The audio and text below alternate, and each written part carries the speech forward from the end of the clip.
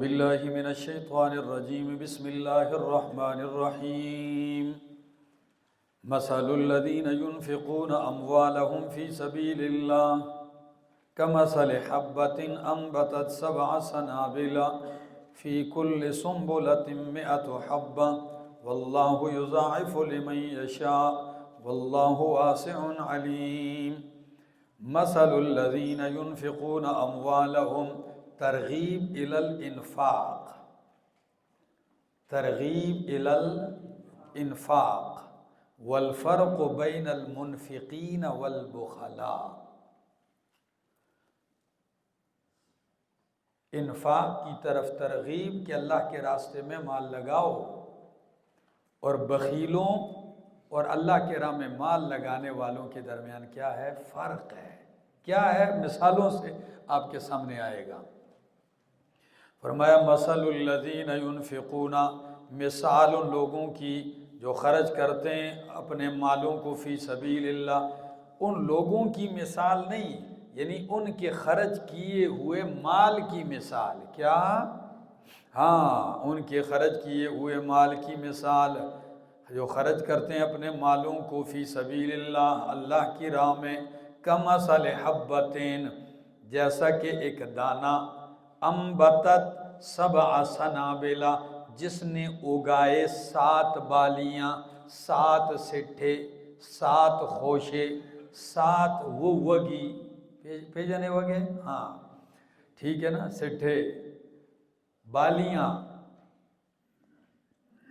فرمایا جس نے اگائی 7 بالیاں، فی کل سنبلۃ مئۃ حبۃ، ہر بالی میں 100 دانے ہیں، فی واللہ یضاعف لمن یشاء، اللہ دگنا کرتا ہے، بڑھاتا ہے جس کے لیے چاہتا ہے، واللہ واسع علیم، اللہ فراخی والا ہے، علیم علم والا ہے۔ مثال کیا ہے؟ یعنی ان کے خرچ کیے ہوئے کی مثال ایسے ہے جیسے تم زمین میں دانہ پھینکتے ہو، اس دانے سے ایک پودا نکلتا ہے، درخت، اس میں 7 سٹھے ہوتے ہیں، اور ہر سٹے میں 100 دانے، تو 7 میں کتنے؟ اور یہ 700 کتنے دانوں سے نکلے ہیں؟ ایک دانے سے۔ ٹھیک ہے، تو جس طرح ایک دانے سے اللہ تمہیں 700 دانے دیتا ہے، اس طرح اللہ کے راستے میں مال لگانے والوں کو اللہ ان کا اجر اور ثواب بڑھا کے 700 گنا دیتا ہے۔ ٹھیک ہو گیا؟ آگے،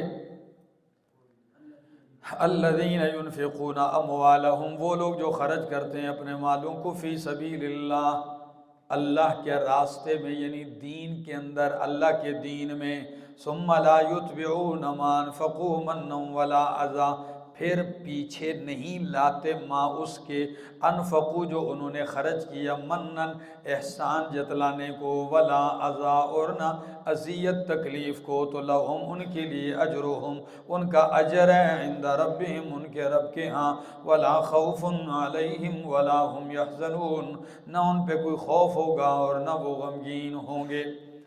فرمایا جو لوگ اللہ کے راستے میں مال خرچ کرتے ہیں، صحیح خرچ کرنے والوں کا ذکر ہے یہ۔ کن کا؟ جو انفاق صحیح کرتے ہیں۔ کیسے صحیح کرتے ہیں؟ مال خرچ کیا، پھر جس کو دیا اس پہ احسان بھی نہیں جتلایا۔ کیا؟ احسان بھی نہیں جتلایا۔ اچھا، ولا اذی، آج یہ کسی کو صدقہ خیرات دیا، کل اس کو اذیت دی، اور چھوڑو ہمارے صدقے کھاتے ہو تو ہمارے ساتھ باتیں کرتے ہو جی، صدقہ کھائے اور آج نن زما دا سرڈو اشر دیاڑو راہ نلی۔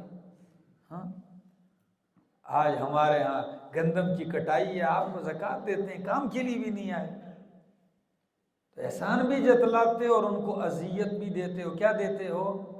تکلیف دیتے ہو۔ بھول کے کسی کو کوئی کپڑا دے دیا ہے، اب محفل میں پوچھتا ہے جی وہ سوٹ کیسا رہا جو میں نے دیا تھا، کیسا ہے، سلوایا؟ اور جب سی لے، ماشاءاللہ بڑا مزہ کیا، میں نے آپ کے لیے پسند کیا تھا، ہاں، تاکہ 20 لوگوں کو اور پتہ چلے کہ یہ حضرت صاحب نے کوئی کمال کیا ہے۔ کیا مزاج ہے؟ فرمایا ثم لا یتبعون، پھر وہ پیچھے نہیں لاتے، ماں اس کے انفقو جو انہوں نے خرچ کیا ہے، منن کس کو؟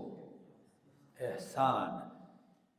من پشتو والا اردو والا بھی ہے، یو من، ہاں 40 کلو کا من، تو واقعی یہ بھی ایک من ہی ہے کہ اس کے اوپر احسان جتلاتے ہو تو وہ بوجھل ہو جاتا ہے شرم سے، کیا خیال ہے؟ ہاں تو نہیں جتلاتے، نہیں لاتے اس کے بعد منن احسان جتلانا، ولا عزا اور نہ تکلیف، تو لہم ان کے لیے اجرہم عند ربہم، ان کا اجر ہے ان کے رب کے ہاں، ولا خوف علیہم ولا هم یحزنون، اور نہ ان پہ خوف ہوگا اور نہ وہ غمگین ہوں گے۔ کیا مطلب ہے؟ آئندہ کا خوف نہیں ہوگا، اور جو خرچ کر چکے ہیں اس پہ وہ غمگین نہیں ہوں گے۔ قول معروف خیر و مغفرت، بلی بات، قول معروف بلی بات، و مغفرت اور معاف کر دینا، بخش دینا، خیر من صدقۃ بہتر ہے اس صدقے سے، یتبعھا اذی جس کے پیچھے کیا آئے؟ تکلیف آئے۔ اس سے تو بہتر ہے ایسا صدقہ جس کے بعد تکلیف اور احسان جتلانا ہے، تو اس صدقے سے تم اچھی بات کر لو، یہ کیا ہے؟ بہتر ہے۔ کیا خیال ہے؟ وہ میرا دوست سمجھ میں آیا ہے؟ تمہارے ہر کئی لوگ کہتے ہیں نا، دیواروں پر لکھا ہوتا ہے جی اچھی بات صدقے سے بہتر ہے، لکھا ہوتا ہے، پوری بات نہیں لکھتے۔ اچھی بات صدقے سے بہتر ہے، کون سے صدقے سے؟ جس میں احسان ہو، تکلیف ہو، اس صدقے سے بہتر ہے، ہر صدقے کی بات نہیں ہے۔ فرمایا قول معروف بلی بات، وہ مغفرت اور معاف کر دینا سائل کو، کس کو؟ ہاں بہتر ہے، کس سے؟ من صدقۃ، کس سے؟ اس صدقے سے، یتبعھا اذی جس کے پیچھے کیا آئے؟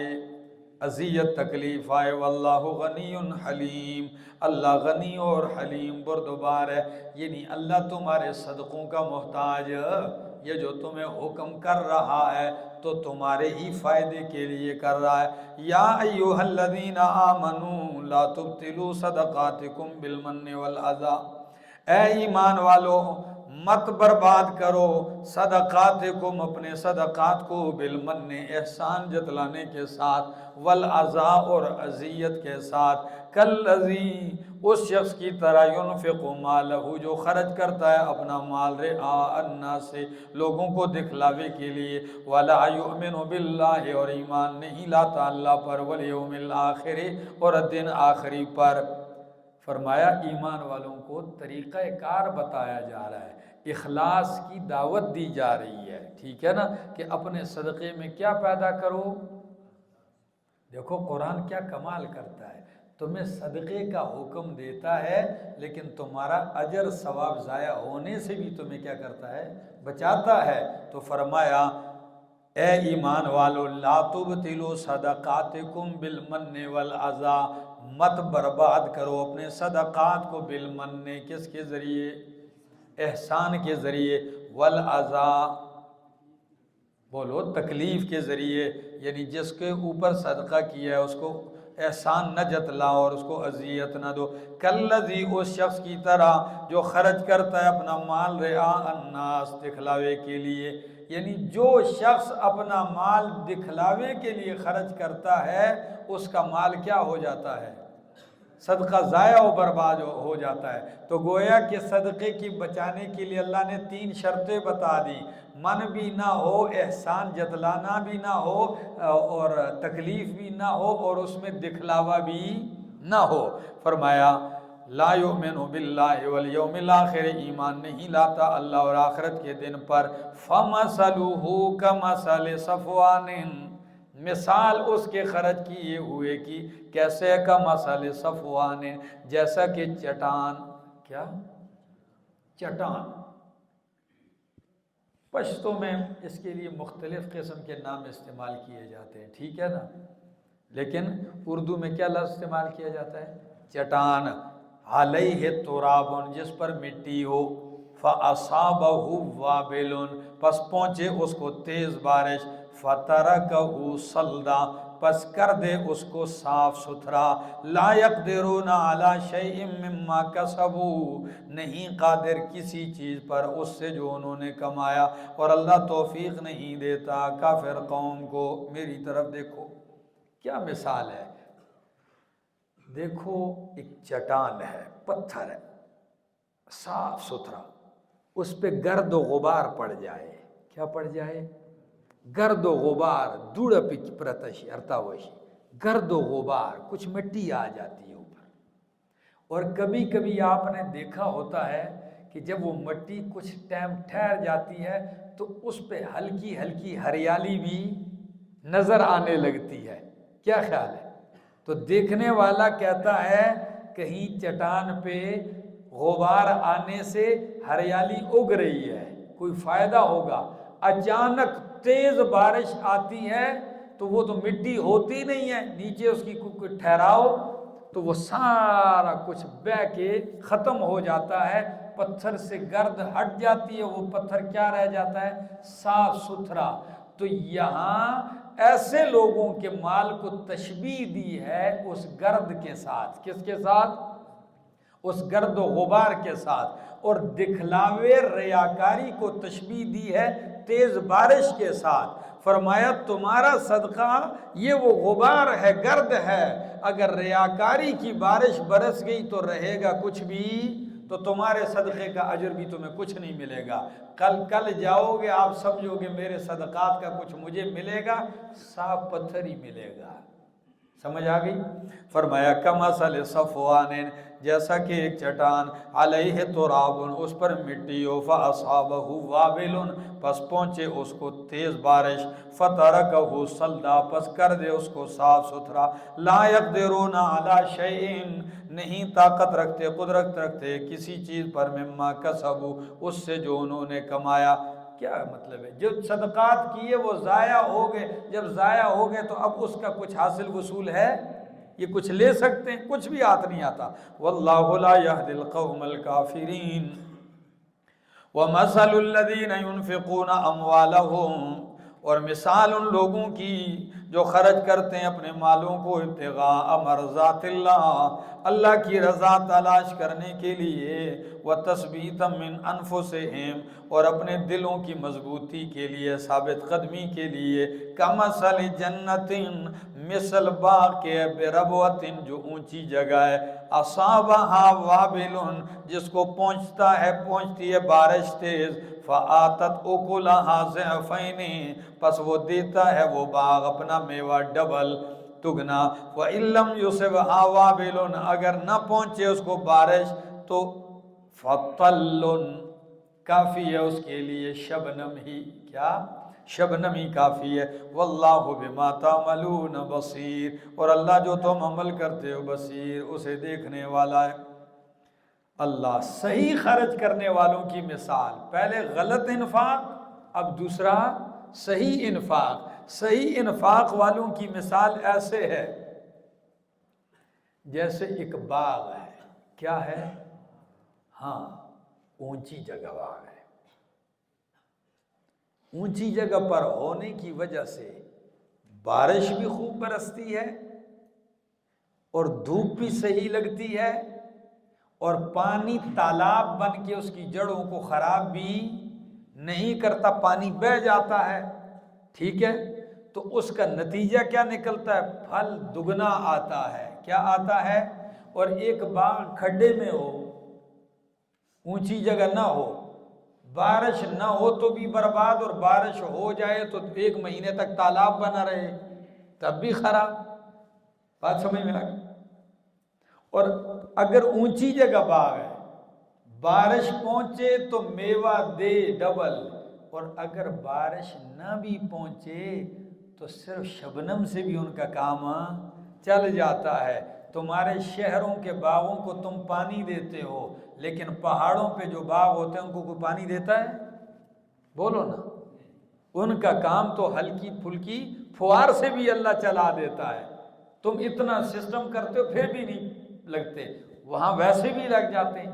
فرمایا اللہ کی راہ میں اپنے ثابت قدمی دل کی مضبوطی کے لیے، اطمینان قلب کے لیے جو خرچ کرتے ہیں، رب کی رضا کے لیے، اطمینان قلبی کیسے حاصل ہوتا ہے؟ بھائی کسی کی ضرورت پوری کر کے کسی کی حاجت پوری ہوتی ہے، دل مطمئن ہوتا ہے کہ نہیں ہوتا؟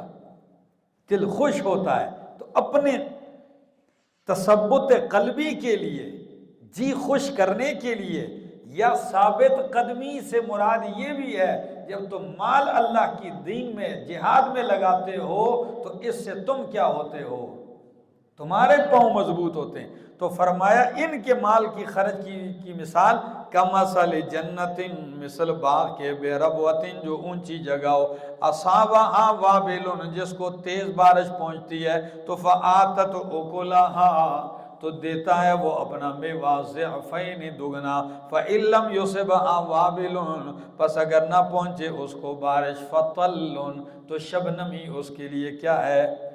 فیکفیہ طل، فیکفیہ تو اس کے لیے شبنم ہی کافی ہو جاتی ہے۔ واللہ بما تعملون بصیر، اور اللہ پاک جو تم عمل کرتے ہو اسے دیکھنے والا ہے۔ ایود احدکم ان تکون لہ جنۃ، کیا تم میں سے کوئی چاہتا ہے ان یکون لہ جنۃ کہ ہو اس کے لیے باغ، من نخیل و اعناب کھجوروں سے، و اعناب اور انگوروں سے، تجری من تحتها الانہار جس کے نیچے نہریں بہتی ہیں، لہو فیہا من کل ثمرات ہو اس کے لیے اس میں ہر قسم کے میوے، واصابہ الکبر اور خود باغ کے مالک کو بڑھاپا پہنچ جائے، اس کو کیا آ جائے؟ بڑھاپا آ جائے، وَلَهُ ذُرِّيَّةٌ ضُعَفَاءُ اور اس کی اولاد ہو معصوم بچے، ضعفاء کمزور یعنی ابھی کیا ہیں؟ جوان نہیں ہوئے ہیں، کمزور ہیں۔ فَأَصَابَهَا إِعْصَارٌ پس پہنچا اس باغ کو ایک بگولا تیز ہوا کا، فیہ نارٌ جس میں آگ ہو، فاحترقت اس کو جلا کے راکھ کر دیا۔ کذالک یبین اللہ لکم الآیات لعلکم تتفکرون، اسی طرح اللہ تمہارے لیے بیان کرتا ہے نشانیاں، یعنی یہ مثالیں تاکہ تم غور اور فکر کرو۔ دیکھو میری طرف، کیا تم میں سے کوئی ایسا آدمی ہے، اس مثال کو تو بوڑھے زیادہ سمجھیں گے، کہ انسان نے محنت کی بڑھاپا آ گیا، ایک آمدن کا ذریعہ ہے، بچوں کے پیٹ پالنے کا ایک ہی ذریعہ ہے، ایک باغ، کھجور انگور لگے ہوئے، اسی سے اس کا بھی گزارا، اس کے چھوٹے چھوٹے بچے ہیں ان کا گزارا چلتا ہے۔ اب تم میں سے کوئی بندہ یہ چاہتا ہے کہ بڑھاپے کی اس آخری سٹیج پہ اس کا یہ باغ تباہ ہو جائے؟ بولو، کبھی نہیں چاہتا۔ آپ کہیں گے جی جوانی میں بھی کوئی نہیں چاہتا، او بھائی جوانی میں بھی کوئی نہیں چاہتا، لیکن جوان کو یہ ایک آس ہوتی ہے کہ جوان آدمی اور محنت کر لوں گا، یہ امید ہوتی ہے، اور بوڑھے کو یہ امید بھی، اب وہ آخری سٹیج پہ، تو جس طرح وہ کبھی نہیں چاہے گا کہ اس کا یہ باغ برباد ہو جائے، کیونکہ اگر ہو جائے گا تو اس کے لیے مزید کمائی کا کوئی موقع، عمر گزر چکی ہے۔ بالکل یہی حال ہے، تم اللہ کے راستے میں خرچ کرتے ہو، احسان نہ جتلاؤ، اس کو ضائع و برباد نہ کرو، کہیں ایسا نہ ہو کل قیامت کے دن تیری آس اس پہ لگی ہو اور وہ تو نے ریاکاری سے کیا کر دیا ہو؟ برباد کر دیا ہو۔ تو جس طرح بوڑھے کو دوبارہ یہ امید نہیں ہے کہ اب میں کما کے محنت کر کے باغ لگا سکوں گا، تو قیامت کے دن بھی پھر یہ امید نہیں کہ اب مجھے موقع ملے گا دنیا میں اور میں دوبارہ کیا کروں گا؟ صحیح نیت سے خرچ کروں گا۔ پتہ نہیں پوش ہوئے؟ آگے جی، یا ایھا الذین آمنوا اے ایمان والو، انفقوا من طیبات ما کسبتم خرچ کرو پاکیزہ ان چیزوں میں سے جو ہم نے تمہیں دیے۔ دیکھو قرآن کریم شیوخ نے کس انداز سے سمجھا ہے، 4 حصے بیان کیے سورہ بقرہ کے، جو مضمون رکھا ہے وہی مضمون چلتا ہے کہ نہیں چلتا؟ یہ منہج سمجھو۔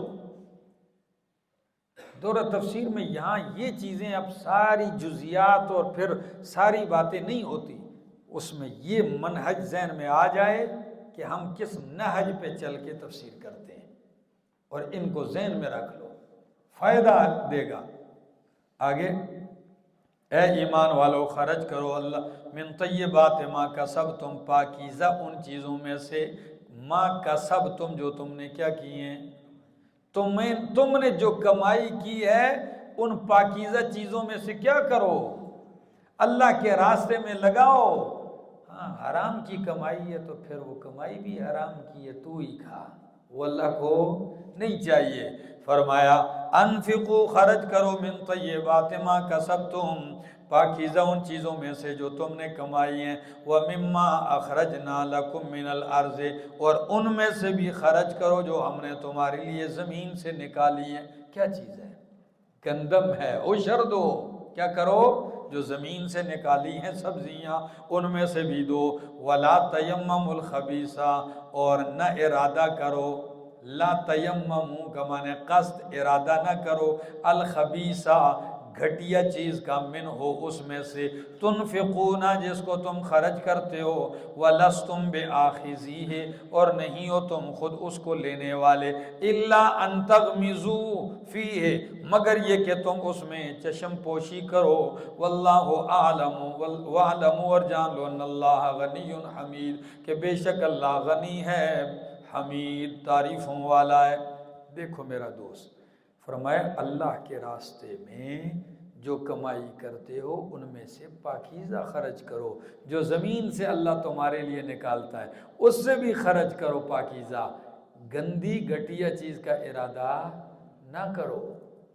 جی صاف صاف گندم تو اپنے لیے لی، جو بالکل ترک سڑ گئی ہے کہتے ہیں یہ عشر ہے، ایسا کبھی نہ کرو۔ روٹی کھا رہی سالن ترک گیا، صدقہ دے آؤ، ہاں نہیں، گھٹیا کا ارادہ نہ کرو۔ لا تیمموا، تیمموا کا معنی ارادہ بھی نہ کرو، قصد بھی نہ کرو گھٹیا چیز دینے کی۔ اور تیمم کو بھی تیمم کیوں کہتے ہیں کہ تیمم بھی قصد کا نام ہے، فتیمموا صعیدا طیبا، قصد کرو پاکیزہ مٹی کا، پانی نہ ہو تو کیا ارادہ کرو، پاک مٹی کا، ٹھیک ہے نا۔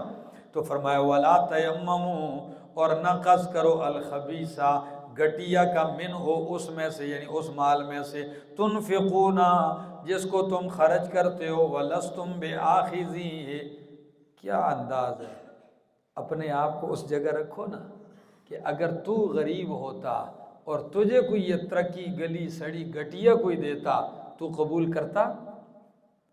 تو اگر تو نہ لینا پسند کرتا، ہاں ایک صورت ہے کبھی کبھی بندہ گھٹیا بھی لے لیتا ہے شرم کی وجہ سے۔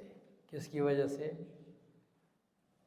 سترگی پٹی کی سڑے اور شرمو لینا شمچے کہتا چاول دی موڑا تم رکش دے زینا داس قادرہ ہولی نہ تغمزو، مگر کیا کرتے ہو، چشم پوشی سے اگر لے لو تو لے لو، تو جس چیز کو اس طریقے سے تم خود لو تو وہ کسی اور کو بھی نہ دو کہ وہ انتہائی چشم پوشی اور شرم کی وجہ سے اس چیز کو دیکھتا بھی جائے اور سارے راستے میں کہے یہ شے اس نے دی ہے، نہیں ایسا نہ کرو۔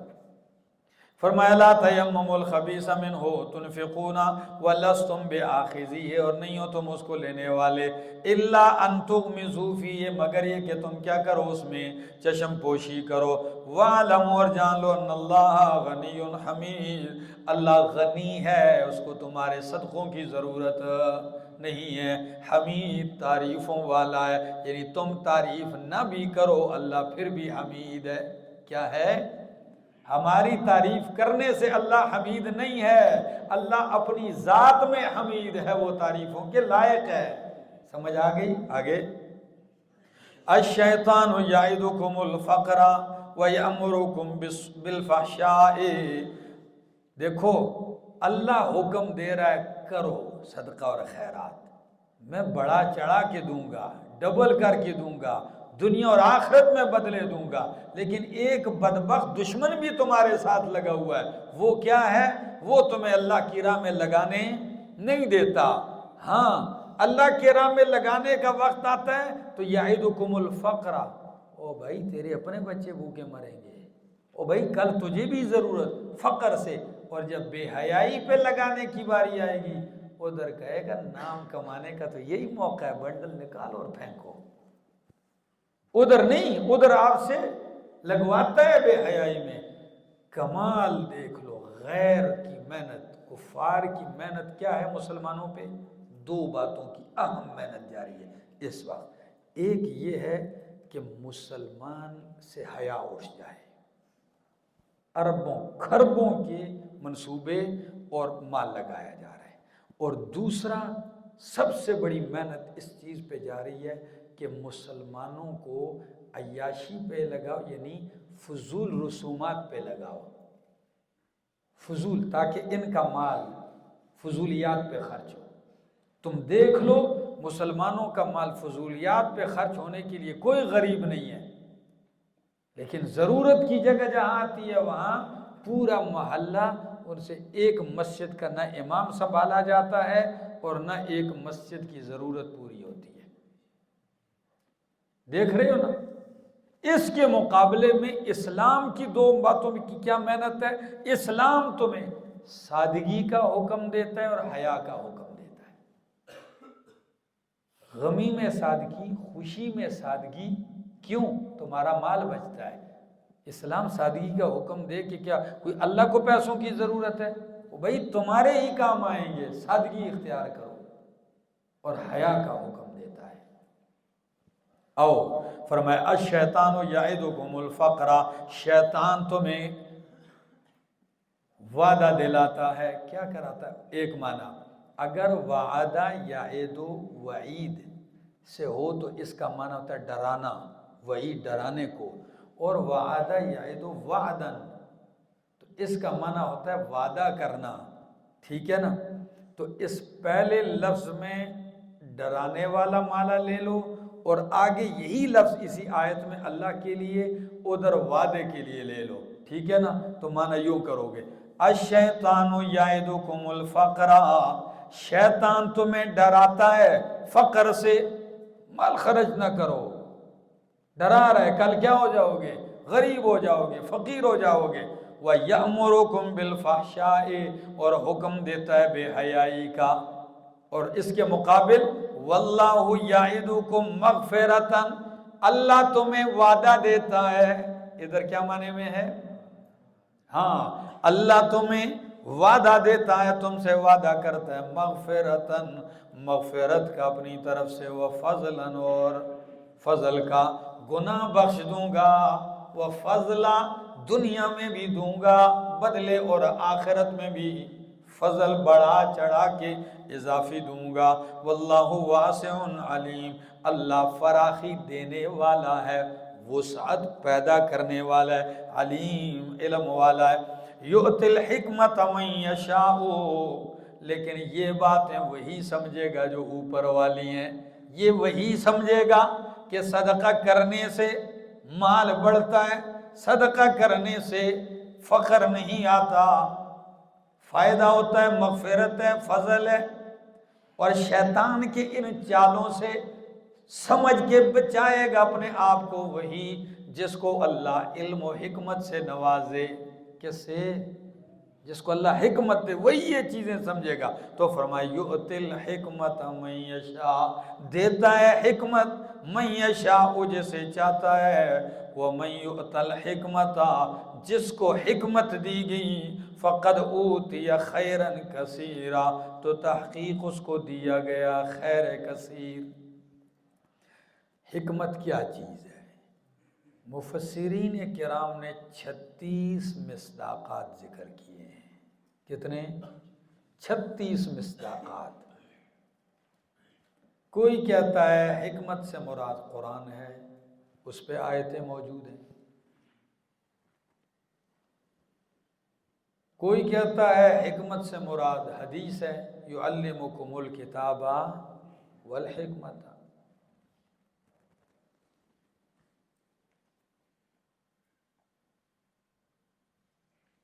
کچھ فرماتے ہیں کہ حکمت سے مراد کتاب و سنت کی سمجھ ہے. کیا ہے؟ کتاب و سنت کی سمجھ ہے، جس کو فقہ القرآن والسنہ کہتے ہیں. اللہ کی کتاب کی سمجھ، احادیث پیغمبر کی سمجھ. کچھ کہتے ہیں حکمت سے مراد علم ہے. تو میرے خیال سے اگر یہ سارے مصداقات آپ جمع بھی کر لیں تو ان میں کوئی ٹکراؤ نہیں ہے. بات سمجھ میں آ گئی کہ قرآن علم بھی ہے، حکمت بھی ہے، حدیث علم بھی ہے، حکمت بھی ہے، اور قرآن و سنت کی سمجھ یہی تو علم ہے. اصل یہی تو علم ہے، فہم ہے. بات سمجھ میں آ گئی. تو یؤتی الحکمت من یشاء، دیتا ہے علم دین کی سمجھ من یشاء، جس کو چاہتا ہے، اور جس کو یہ دے دیتا ہے. یؤتی الحکمت فقد اوتی خیرا کثیرا، من وہ شخص یؤتی الحکمت جس کو حکمت دی گئی ہے، فقد اوتی خیرا کثیرا، تو اس کو خیر کثیر دیا گیا. تبھی تو اللہ نے اپنے پیغمبر سے فرمایا، میرا پیغمبر اگر آپ سے میں نے بیٹا لے لیا تو انا اعطیناک الکوثر، میں نے آپ کو خیر کثیر دے دیا. فقد اوتی خیرا، تو یہاں کوثر اللہ نے پیغمبر کو دیا. تو کوثر کیا چیز تھا؟ قرآن. کیا تھا؟ تو میرا پیغمبر میں نے آپ کو قرآن دیا ہے، اور قرآن خیر کثیر ہے. بولو کیا ہے؟ کوثر ہے. دنیا کا کوثر قرآن ہے، آخرت کا کوثر حوض کوثر ہے. تو دنیا میں اس کوثر سے سیراب ہوگا، قیامت والے دن حوض کوثر سے سیراب ہوگا. ٹھیک ہو گیا؟ فرمایا وَمَن يُؤْتَ الْحِكْمَةَ فَقَدْ أُوتِيَ خَيْرًا كَثِيرًا وَمَا يَذَّكَّرُ إِلَّا أُولُو الْأَلْبَابِ، اور نہیں نصیحت حاصل کرتے ہیں مگر عقل والے. وَمَا أَنفَقْتُم مِّن نَفَقَةٍ، اور جو تم خرچ کرتے ہو کسی خرچے سے، او نذرتم من نذر، یا تم نظر مانتے ہو کسی نظر سے، فإن اللہ یعلمہ، پس بے شک اللہ اسے جانتا ہے. تو نظر بھی اللہ کے نام کی، خرچ بھی کرتے ہو تو یہ کسی کو نہ دکھاؤ، جس کو دکھانا چاہتے ہو اللہ کو اس کا کیا ہے؟ علم ہے. فرمایا فَإِنَّ اللَّهَ يَعْلَمُهُ، پس بے شک اللہ اسے جانتا ہے. وَمَا لِلظَّالِمِينَ مِنْ أَنصَارٍ، اور نہیں ہے ظالموں کے لیے کوئی مددگار. إِن تُبْدُوا الصَّدَقَاتِ فَنِعِمَّا هِيَ، خرچ کرنے کا طریقہ بھی بتا دیا. دو طریقے ہیں. کتنے طریقے ہیں؟ ایک ہے اعلانیہ طور پہ خرچ کرنا، ایک ہے چھپ چھپا کے خرچ کرنا. تو ضرورت ہو، موقع ہو اعلانیہ دینے کا، تو فرمایا اس وقت اعلانیہ دینا اچھا ہے، اور کبھی کبھی دینا، چھپ کر دینا بہتر ہوتا ہے. تو اس وقت چھپ کر دینا کیا ہوتا ہے؟ وہ بہتر ہوتا ہے. دیکھو جب غزوہ تبوک کے لیے نبی علیہ السلام نے فرمایا مال خرچ کرو اللہ کے راستے میں، کیا؟ تو پھر چاہیے تھا کہ ہر بندہ چھپ کے لا کے دیتا. جی یہاں چھپ کے دینے کا موقع نہیں تھا، یہاں اعلانیہ تھا کہ اور بھی دیکھیں تو وہ بھی کیا کریں؟ ترغیب مقصود تھی. تو پھر ترغیب میں آپ نے دیکھا کہ حضرت عثمان اٹھ کے اعلان کرتے ہیں 300 اونٹ غلے سمیت، ساز و سامان سمیت قبول کیجیے اللہ کی راہ میں. نبی علیہ السلام نے فرمایا واجبات. پھر اٹھتے ہیں، فرمایا اللہ کے رسول 300 اونٹ اور قبول کر لیجئے. فرمایا واجبات. پھر اٹھتے ہیں، صحابہ نے پوچھا کیا چیز واجبات؟ واجب ہو گئی. فرمایا جنت واجب ہو گئی. کہ بھی یہ موقع ہوتا ہے. فاروق اعظم اپنے گھر جاتے ہیں، سارا مال 2 حصوں میں کرتے ہیں. ایک حصہ گھر چھوڑتے ہیں، دوسرا اٹھا کے لا کے نبی علیہ السلام کے سامنے رکھتے ہیں. جی اور کہتے ہیں میں نے کہا یہ موقع ہے صدیق اکبر سے آگے بڑھنے کا. تھوڑی دیر انتظار ہے، صدیق اکبر بھی گٹھڑی اٹھائے آگے. جب لا کے رکھا، اللہ اکبر، سامنے رکھا، نبی علیہ السلام نے فرمایا ما ابقیت لأہلک، گھر والوں کے لیے کیا چھوڑ کے آئے ہو؟ فرمایا اللہ کے رسول، گھر کے تو میں نے دیواروں پر بھی ہاتھ پھیرا ہے کہ دیوار میں سوئی اور کیل لگی ہوئی ہو وہ بھی نہ رہ جائے، جو کچھ تھا لا کے ادھر رکھ دیا ہے، گھر والوں کے لیے اللہ اور آپ کی محبت چھوڑ کے آیا ہوں۔ جی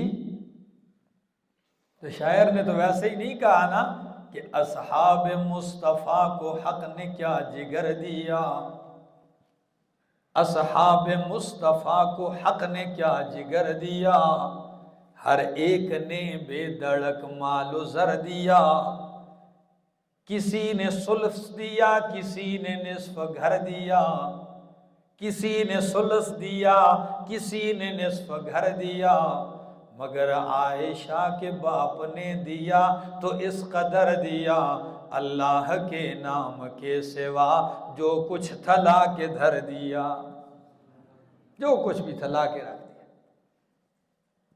تو فرمایا ان تبتوا الصدقات، اگر تم ظاہر کرو صدقات کو، فنعما ہی، پس کیا ہی اچھا ہے، خوب ہے، وَإِن تُخْفُوهَا، اگر تم چھپاؤ، مخفی دو، وَتُؤْتُوهَا الْفُقَرَاءَ، اور دو فقیروں کو، فَهُوَ خَيْرٌ لَكُمْ، تو وہ تمہارے لیے بہتر ہے۔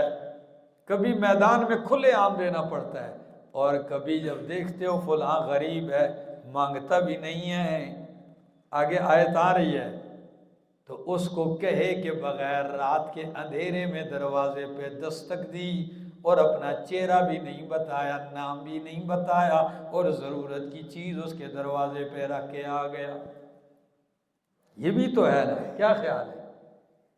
اور ادھر 1000 روپے کا نوٹ دیتے ہیں، تصویر لے لو، ادھر بیمار اسپتال میں پڑا ہوا ہے، اس کو 500 روپے کا نوٹ، 10 آدمیوں نے وہ تصویر پکڑی ہوئی ہے، اور لینے والے کا سر شرم سے جو کرا ہے،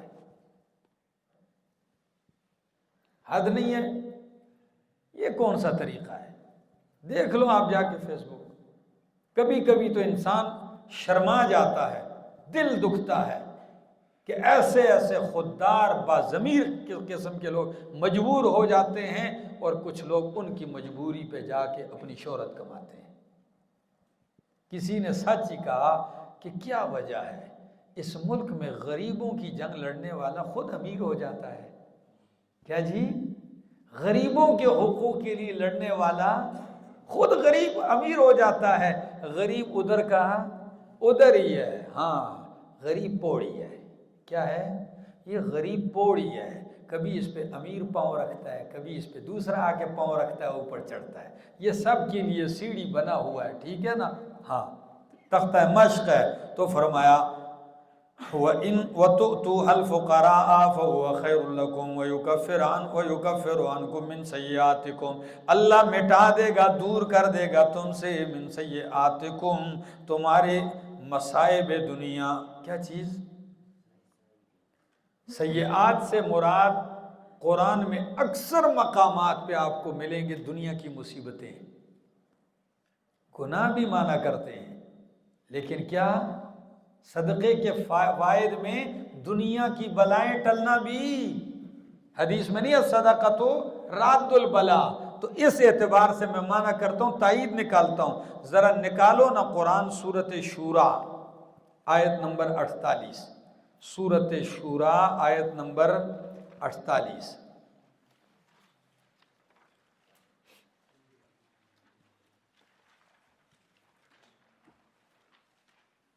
پچیسواں پارہ ہے سورۃ شورى۔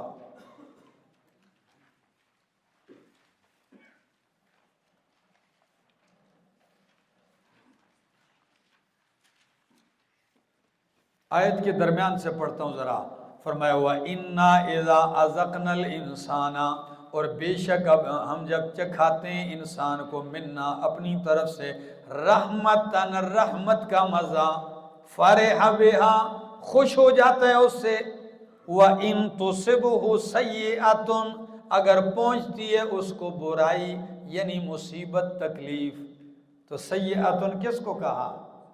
مصیبت تکلیف کو کہا۔ تو اب آیت کا معنی کرو، یکفر عنکم من سیئاتکم، صدقہ خیرات کرو، اللہ تم سے تمہاری دنیاوی مصیبتیں ٹال دے گا، مصائب دنیا۔ سورۃ اعراف نکالو ذرا، آیت 168، سورۃ اعراف آیت نمبر 168۔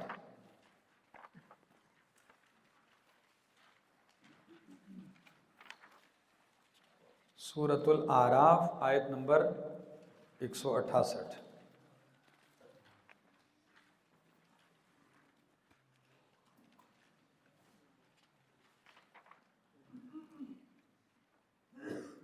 پڑھو ذرا کیا الفاظ ہیں۔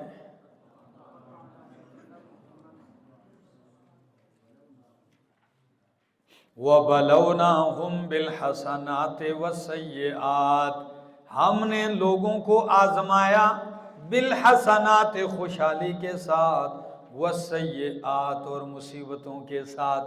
دنیا میں آزمائش کس کے ساتھ ہوتی ہے؟ کبھی مال نعمتیں اور کبھی مصیبتیں۔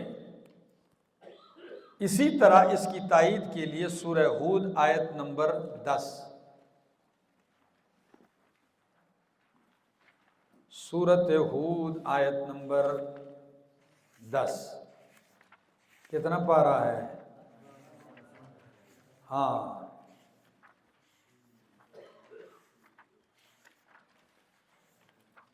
ذرا دیکھو،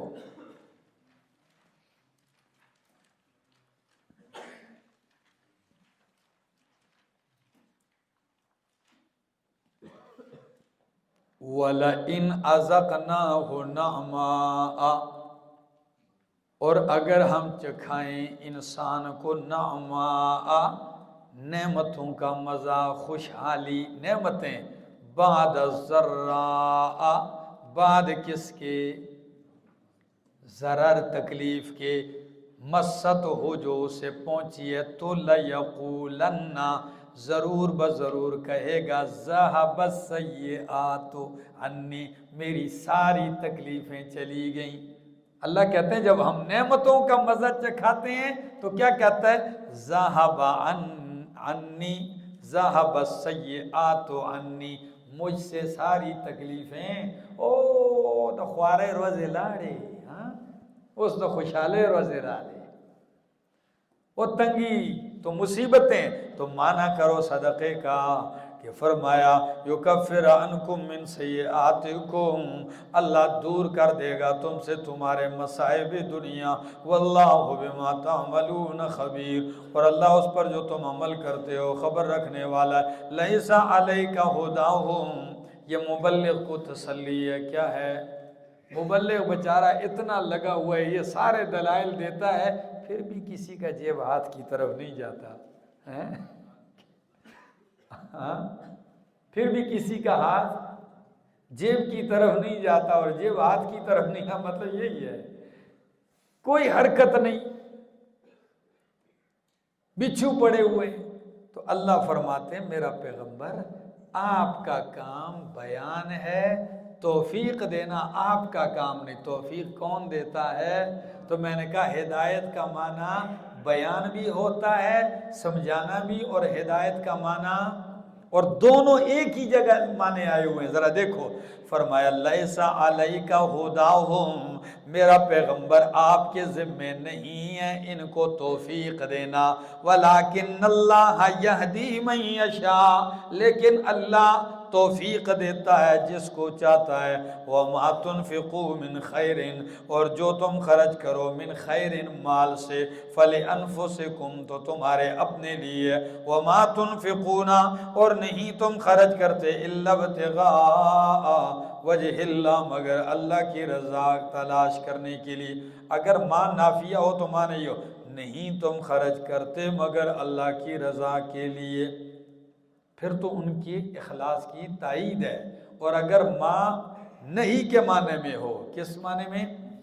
تو معنی ہوگا نہ خرچ کرو تم مگر اللہ کی رضا کے لیے، ٹھیک ہے، نہ خرچ کرو مگر کس کے لیے، الا ابتغاء وجہ اللہ، مگر اللہ کی رضا کے لیے، وما تنفقوا من خیر، اور جو تم خرچ کرو من خیر مال سے، بہتر چیز سے، خیر کس کو کہا ہے، مال کو، تو یوفی الیکم، پورا پورا بدلہ دیا جائے گا تمہیں، وانتم لا تظلمون، اور تم پر ظلم نہیں کیا جائے گا۔ اب ساری تفصیل تو ہو گئی، اخلاص بھی ہو گیا، ریاکاری سے بھی دوری ہو گئی، ٹھیک ہے، من اور اعضاء بھی نہیں، خرچ کہاں کریں، مصرف بیان کیا، کیا بیان کیا، مصرف، تو فرمائے للفقراء الذین، ان لوگوں کے واسطے، للفقراء، ان فقراء کے واسطے، الذین احصروا فی سبیل اللہ، جو بند کر دیے گئے ہیں اللہ کی راہ میں، لا یستطیعون ضربا فی الارض، جو طاقت نہیں رکھتے، استطاعت نہیں رکھتے زمین میں چلنے پھرنے کی، یحسبهم الجاہل اغنیاء، خیال کرتا ہے ان کو ناواقف آدمی، اغنیاء مالدار، من التعفف، بھیک نہ مانگنے کی وجہ سے، تعرفهم، تو پہچان لے گا ان کو، بسیماہم، ان کی نشانیوں سے، لا یسألون الناس الحافا، وہ سوال نہیں کرتے لوگوں سے لپٹ کر، وما تنفقوا من خیر، اور جو تم خرچ کرتے ہو مال سے، فإن اللہ بہ علیم، پس بے شک اللہ اس کو جاننے والا ہے۔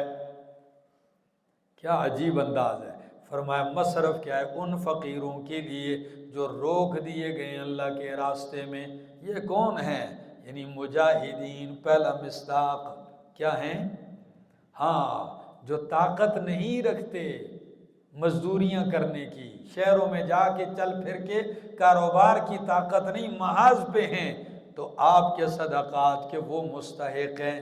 دوسرا مصداق طلباء کرام اور دیندار،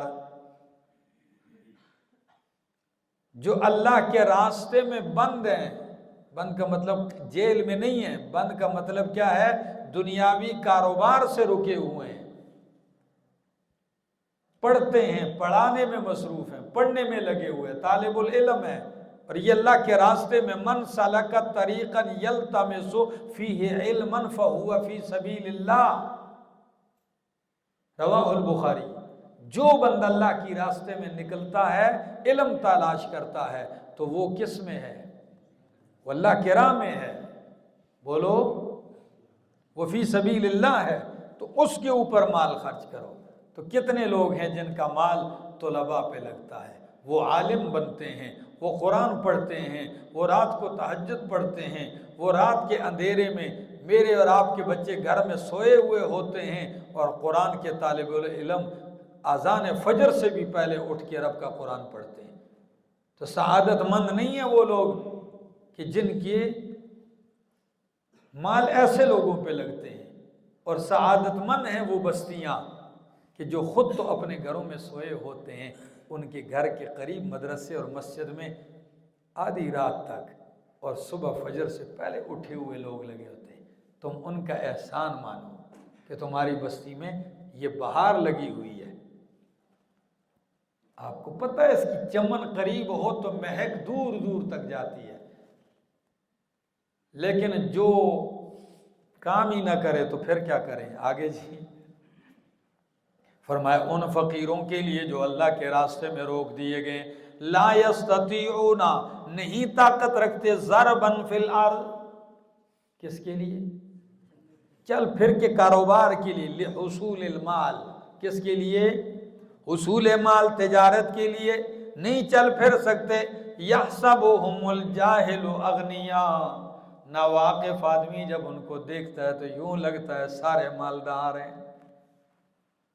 ناواقف آدمی ان کو کیا سمجھتا ہے کہ یہ مالدار ہیں، حالانکہ مالدار نہیں ہیں۔ کیوں ناواقف آدمی ایسے دھوکہ کھا جاتا ہے، اس لیے من التعفف، 3 دن کا بھوکا بھی ہے لیکن ہاتھ نہیں پھیلاتا، بھیک سے بچتا ہے۔ واہ قرآن کتنی عزت نفس کی حفاظت کی ہے، من التعفف، پاک دامن ہے نا، خوددار ہے، مانگتا نہیں ہے. لیکن کیا ہوشیار آدمی سے کہا تعرفہم بسیماہم، ناواقف تو ان کو مالدار سمجھ لیتا ہے، دیتا نہیں. لیکن سمجھدار آدمی سے کہا تو پہچان لے گا ان کو ان کی نشانیوں سے. کس سے؟ اب یہ نشانیاں کیا ہیں؟ کچھ کہتے ہیں ہوشیار چہرے پڑھ لیتے ہیں.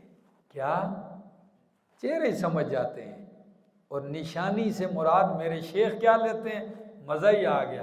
وہ فرماتے ہیں ہوشیار آدمی صرف اس کے کپڑوں شپڑوں کو نہیں دیکھتا، ہوشیار یہ نشانی دیکھتا ہے کہ یہ صبح بیٹھتا ہے شام تک قرآن پڑھتا ہے، پھر اگلے دن صبح بیٹھتا ہے، تو اس دوران تو یہ کام نہیں کرتا ہوگا. کاروبار کس وقت یہ کرتا ہوگا، دکان کس وقت چلاتا ہوگا. وہ ان نشانیوں کو سمجھ جاتا ہے کہ بھائی 24 گھنٹے لگا ہوا ہے دین کی خدمت میں، تو کماتا کہاں سے ہوگا. اس لیے وہ ٹٹولنے کے بجائے وہ جا کے ان کو اپنا مال دے کے آتا ہے. ٹھیک ہو گیا.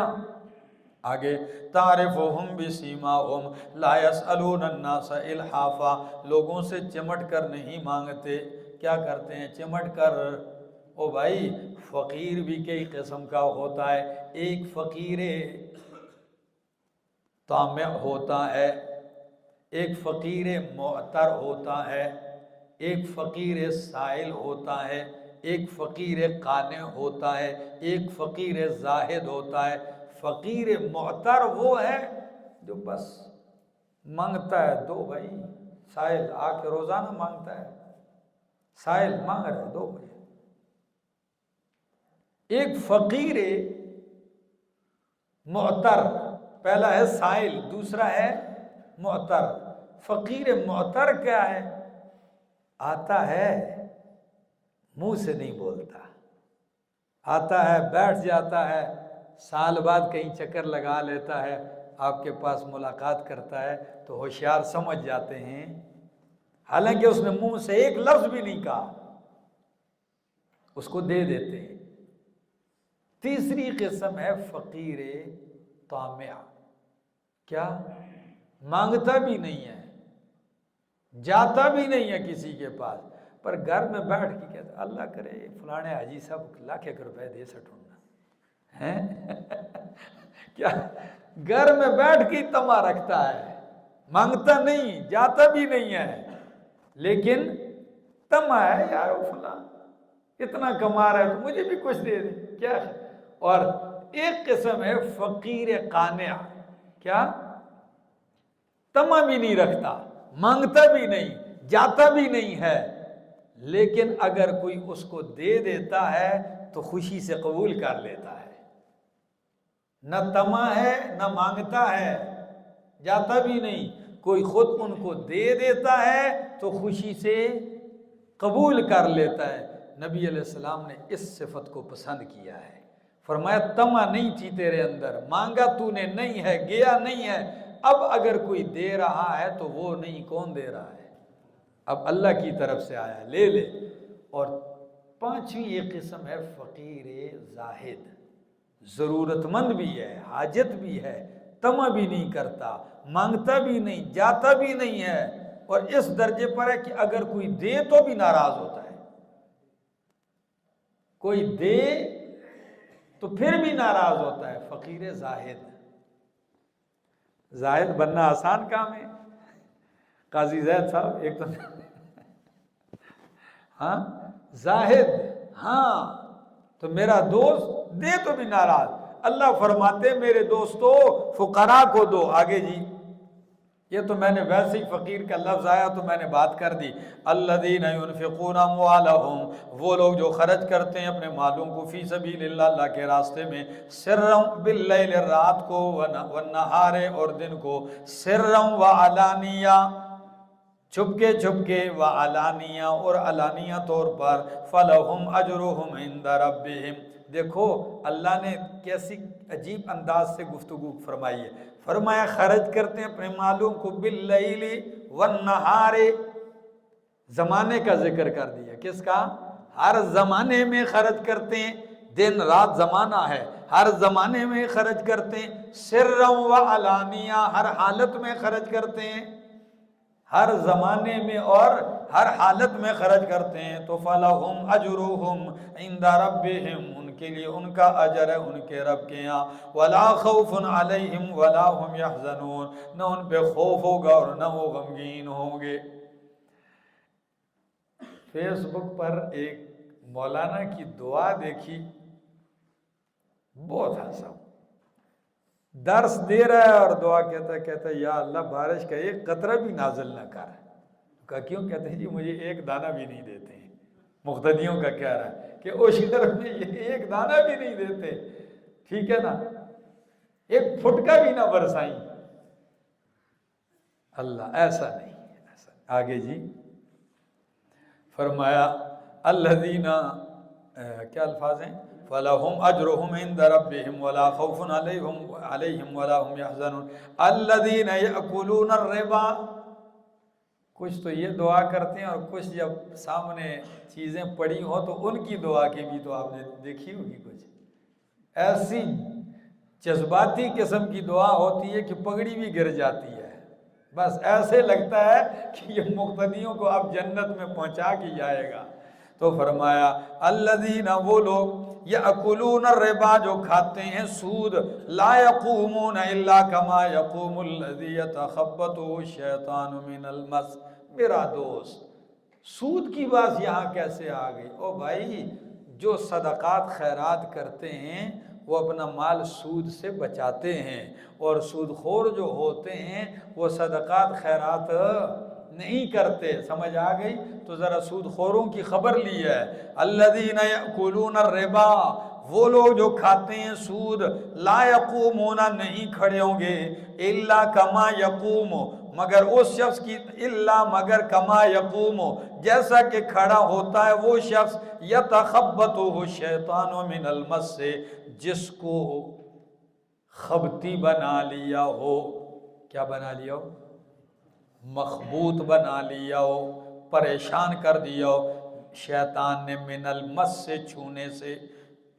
ادھر دیکھو اللہ نے کہا الذین یأکلون الربا، جو سود کھاتے ہیں۔ دوسری جگہ فرمایا لا تأکلوا الربا اضعافا مضاعفہ، سود نہ کھاؤ۔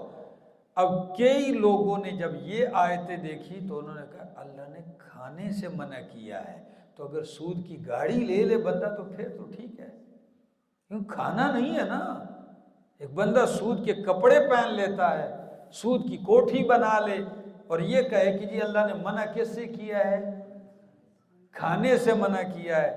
میرا دوست یہ ساری چیزوں کو شامل ہے، صرف آپ قرآن کی آیت پڑھی، حدیث سے اس کی تشریح نہیں پڑھی کہ نبی علیہ السلام نے فرمایا لعن اللہ آکل الربا وموکلہ وکاتبہ وشاہدہ، اللہ لعنت کرے آکل الربا، سود کھانے والے پر، وموکل الربا، سود دینے والے پر لعنت، وکاتبہ، سود کا معاملہ لکھنے والے پر، وشاہدہ، سود کے معاملے میں گواہ بننے والے پر بھی لعنت ہے۔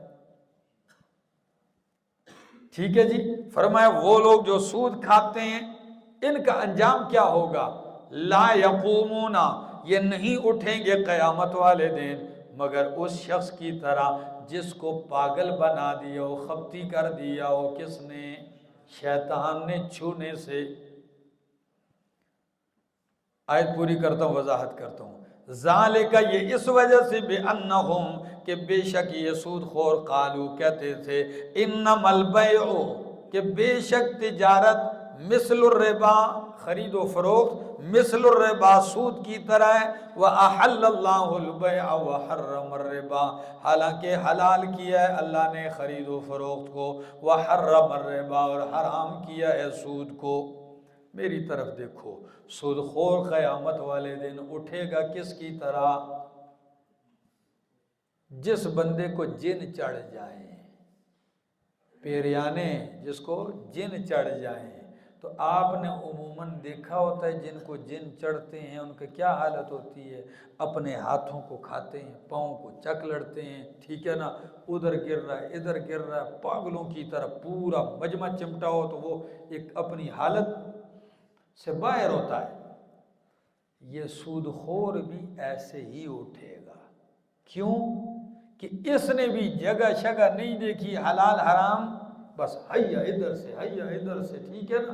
جس طرح وہ پاگل ہوتا ہے جس کو جن چڑھ گئے ہیں، دیکھتا ویکھتا نہیں ہے، اسی طرح یہ بھی کیا ہوگا، سزا من جنس العمل، جس طرح اس کا ایک کام تھا اس طرح اس کا، تاکہ محشر میں جب آئے تو سارے اس کا بھی تو تماشا دیکھیں۔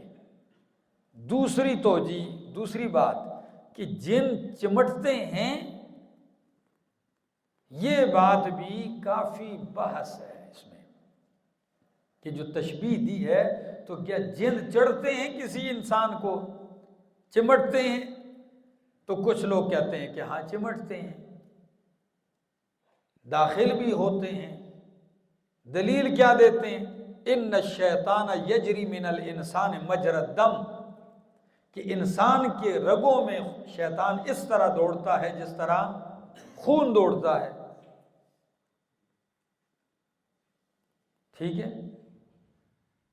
کچھ طبقہ مفسرین کا کہتا ہے کہ نہیں، یہاں کما یقوم الذی یتخبطہ الشیطان کی جو مثال دی ہے، یہ کما زعمہ العرب ہے، کہ نہیں جس طرح تمہارے معاشرے میں جس شخص کو جن چڑھتے ہیں، چاہے وہ مکر کرتا ہو، چاہے وہ بندہ مکر بھی کرتا ہے، چار آدمی نے پکڑا ہے، لاتے مار رہا ہے ادھر ادھر، ٹھیک ہے، جس طرح تم اس شخص کو جس کو جن چڑھنے کا گمان کرتے ہو، جو کیفیت اس کی ہوتی ہے، قیامت والے دن سود خور کی یہی کیفیت ہوگی۔ ہاں وہ کہتے ہیں جن انسان کو نہیں چمٹ سکتا، ایک وجہ کہ انسان فرشتوں کی حفاظت میں ہے، وَيُرْسِلُ عَلَيْكُمْ حَفَظَةً، تو فرشتوں کی حفاظت میں ہے انسان، تو اس کو کیسے آگے جن چمٹے۔ دوسری بات وہ کہتے ہیں کہ جو روایت میں آتا ہے کہ ان الشیطان یجری من الانسان مجری الدم، یہاں تمثیل ہے، تشبیہ ہے، کیا ہے؟ ہاں، یعنی جس طرح خون دوڑتا ہے اس طرح انسان کے دل میں وسوسے ڈالتا ہے، کیا کرتا ہے؟ خون چلتا ہے تو اس کا تصرف اور اس کے وسوسے آپ کے اوپر چلتے ہیں، ٹھیک ہو گیا۔ آگے فمن جا، اور ہاں پھر سود خور کی اتنی بڑی جسارت کہ جب اس سے کہا جاتا سود جرم ہے تو وہ کہتا انما البیع مثل الربا، کہ تجارت کس کی طرح ہے؟ تو تجارت ہو گیا مشبہ، اور سود کیا ہو گیا؟ مشبہ بھی، یعنی مشرک کا، سود خور کا اتنا دماغ پھر چکا ہے، اتنا آکڑ میں آ گیا کہ وہ کہتا ہے یہ سود تو اتنا حلال ہے کہ تجارت اس لیے حلال ہے کہ تجارت سود کی طرح ہے۔ تشبیہ تجارت کو کس کے ساتھ دی؟ اس کو تفسیر کی اصطلاح میں، معانی کے اصطلاح میں تشبیہ معکوس کہتے ہیں۔ کیا؟ تشبیہ معکوس کی مثال میں دیتا ہوں پھر آپ کو مزہ آئے گا۔ میں عام لوگ پہ لوگ تشبیہ دیتے ہیں، کہتے ہیں یار آپ کا چہرہ 14ویں کی چاند کی طرح ہے، وجہ زیدن کالقمر، وجہ زیدن، زید کا چہرہ تو چاند کی طرح ہے۔ یہ تشبیہ ہے کہ زید کا چہرہ چاند کی طرح، چاند زیادہ روشن ہے، اس کو اس کے ساتھ تشبیہ دی۔ ایک بندہ آ کے کہتا ہے نہیں نہیں، القمر وجہ زیدن، چاند زید کے چہرے کی طرح ہے۔ اب سمجھ میں آئی ہے؟ الٹا کر دیا کہ نہیں؟ چاند زید کے چہرے کی طرح، یعنی کہنا چاہتا ہے زید چاند سے کیا ہے؟ زیادہ خوبصورت ہے، اور چاند بھی خوبصورتی میں زید کی طرح ہے، حد درجہ مبالغہ۔ تو سود خور کہتا تھا انما البیع مثل الربا، یہ بھی تو کہہ سکتا تھا کہ جی یار سود بھی تو تجارت کی طرح ہے، اس میں بھی کاروبار ہوتا ہے، بچت لیتے ہیں، نفع کمانا ہوتا ہے، تو سود میں بھی نفع ہے، لہٰذا یہ بھی کیا ہونا چاہیے؟ نہیں، انہوں نے کہا سود کے تو حلال ہونے میں شک ہی نہیں ہے، یہ تجارت بھی حلال اس لیے کس کی طرح ہے؟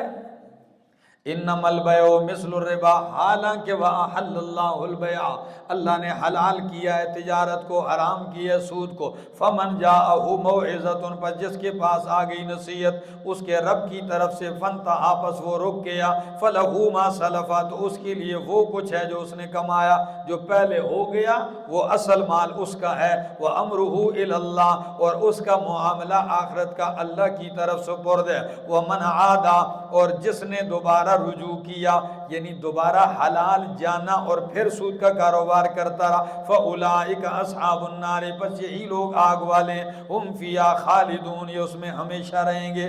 یمحق اللہ الربا ویربی الصدقات، مٹاتا ہے اللہ سود کو اور بڑھاتا ہے اللہ صدقات کو، واللہ لا یحب کل کفار اثیم، انجام کار کے اعتبار سے صدقے کا انجام بڑھوتری ہوتا ہے، اور سود بظاہر زیادہ نظر آتا ہے لیکن انجام اس کا گھاٹے اور تاوان کی طرف ہوتا ہے۔ فرمایا مٹاتا ہے اللہ سود کو، بڑھاتا ہے اللہ کس کو؟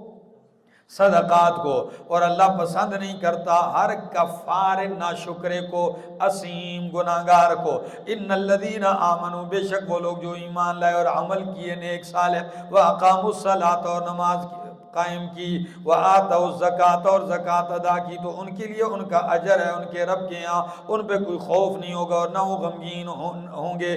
یا ایھا الذین آمنوا، اے ایمان والو، اتقوا اللہ، ڈرو اللہ سے، وذروا ما بقی من الربا، اور چھوڑ دو جو باقی ماندہ بچا ہے سود سے، ان کنتم مؤمنین، اگر تم مومن ہو۔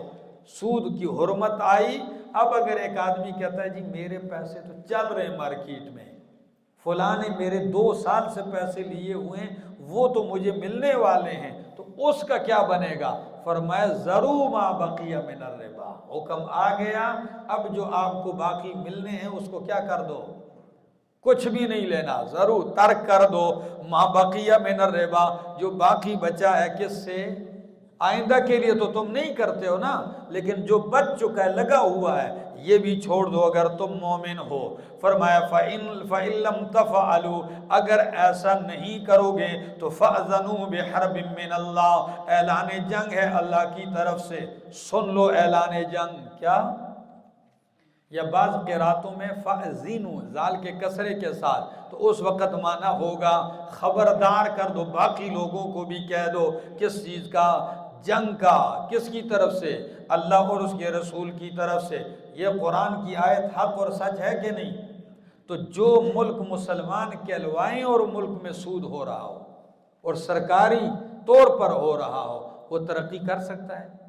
مسلمان ہو کہ اللہ سے ہم برسر پیکار ہوں، لڑیں، اللہ سے جنگ کریں اور کہیں کہ اللہ ہمیں کیا دے گا؟ ترقی دے گا۔ کافر کرتا ہے تو بھائی کافر تو ہے ہی کافر، اس کی بات الگ ہے۔ تو مسلمان بن گیا، دعوی ایمان، قرآن کو مان بھی لیا، قرآن کو سپریم لا کا درجہ بھی تو نے دے دیا، پھر یہ بھی کہہ دیے کہ حاکمیت اعلیٰ کس کی ہوگی، یہ بھی کہہ دیا، اس کے باوجود یہ کرتا ہے تو پھر ترقی نہیں، پھر ترک ہوگی۔ ہاں، ایک ترقی ہوتی ہے اور ایک کاف کے ساتھ ترک جانا، ہاں، سڑ گل سڑ بدبودار ہونا، ٹھیک ہے۔ فَأْذَنُوا بِحَرْبٍ مِّنَ اللَّهِ وَرَسُولِهِ وَإِن تُبْتُمْ، اگر تم توبہ کر لو، کیا کر لو؟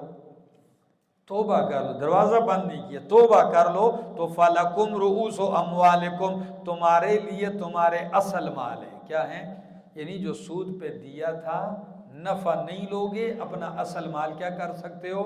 وہ لے لو۔ آگے وَلَا لا تظلمون ولا تظلمون، نہ تم ظلم کرو اور نہ تم پہ ظلم کیا جائے گا۔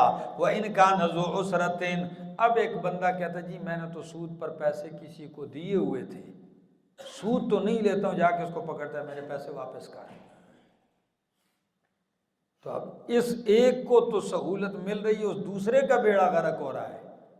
تو اللہ فرماتے ہیں جس سے آپ نے مال لینا تھا، اصل مال، اگر وہ فی الحال تنگ دست ہے، کیا ہے، تو اس کو کیا دے دو، فراخی تک، آسانی تک، کشادگی تک اس کو کیا دے دو، مہلت دے دو۔ فرمایا وَإِنْ كَانَ ذُو عُسْرَةٍ، اگر ہو وہ مقروض جس نے پیسے قرض پر سود پر لیے ہوئے ہیں، وہ ذو عسرتین تنگی والا، فَنَظِرَةٌ تو مہلت دینی ہے، دیکھنا ہے، إِلَىٰ مَيْسَرَةٍ کس کی طرف، آسانی کی طرف، وَأَن تَصَدَّقُوا اور اگر مہلت بھی نہ دو بلکہ کہو جو میں نے دیا تھا وہ سارا تیرے لیے صدقہ ہے، لو ہی نہ، اصل بھی اس کو دے چھوڑ دو، تو فرمایا وَأَن تَصَدَّقُوا اگر صدقہ کر دو، خَيْرٌ لَكُمْ تو بہتر ہے تمہارے لیے اگر تم جانتے ہو، وَاتَّقُوا يَوْمًا ڈرو اس دن سے، تُرْجَعُونَ فِيهِ إِلَى اللَّهِ جس دن تم اللہ کی طرف لوٹائے جاؤ گے، جس دن میں کس کی طرف لوٹائے جاؤ گے، اللہ کی طرف لوٹائے جاؤ گے۔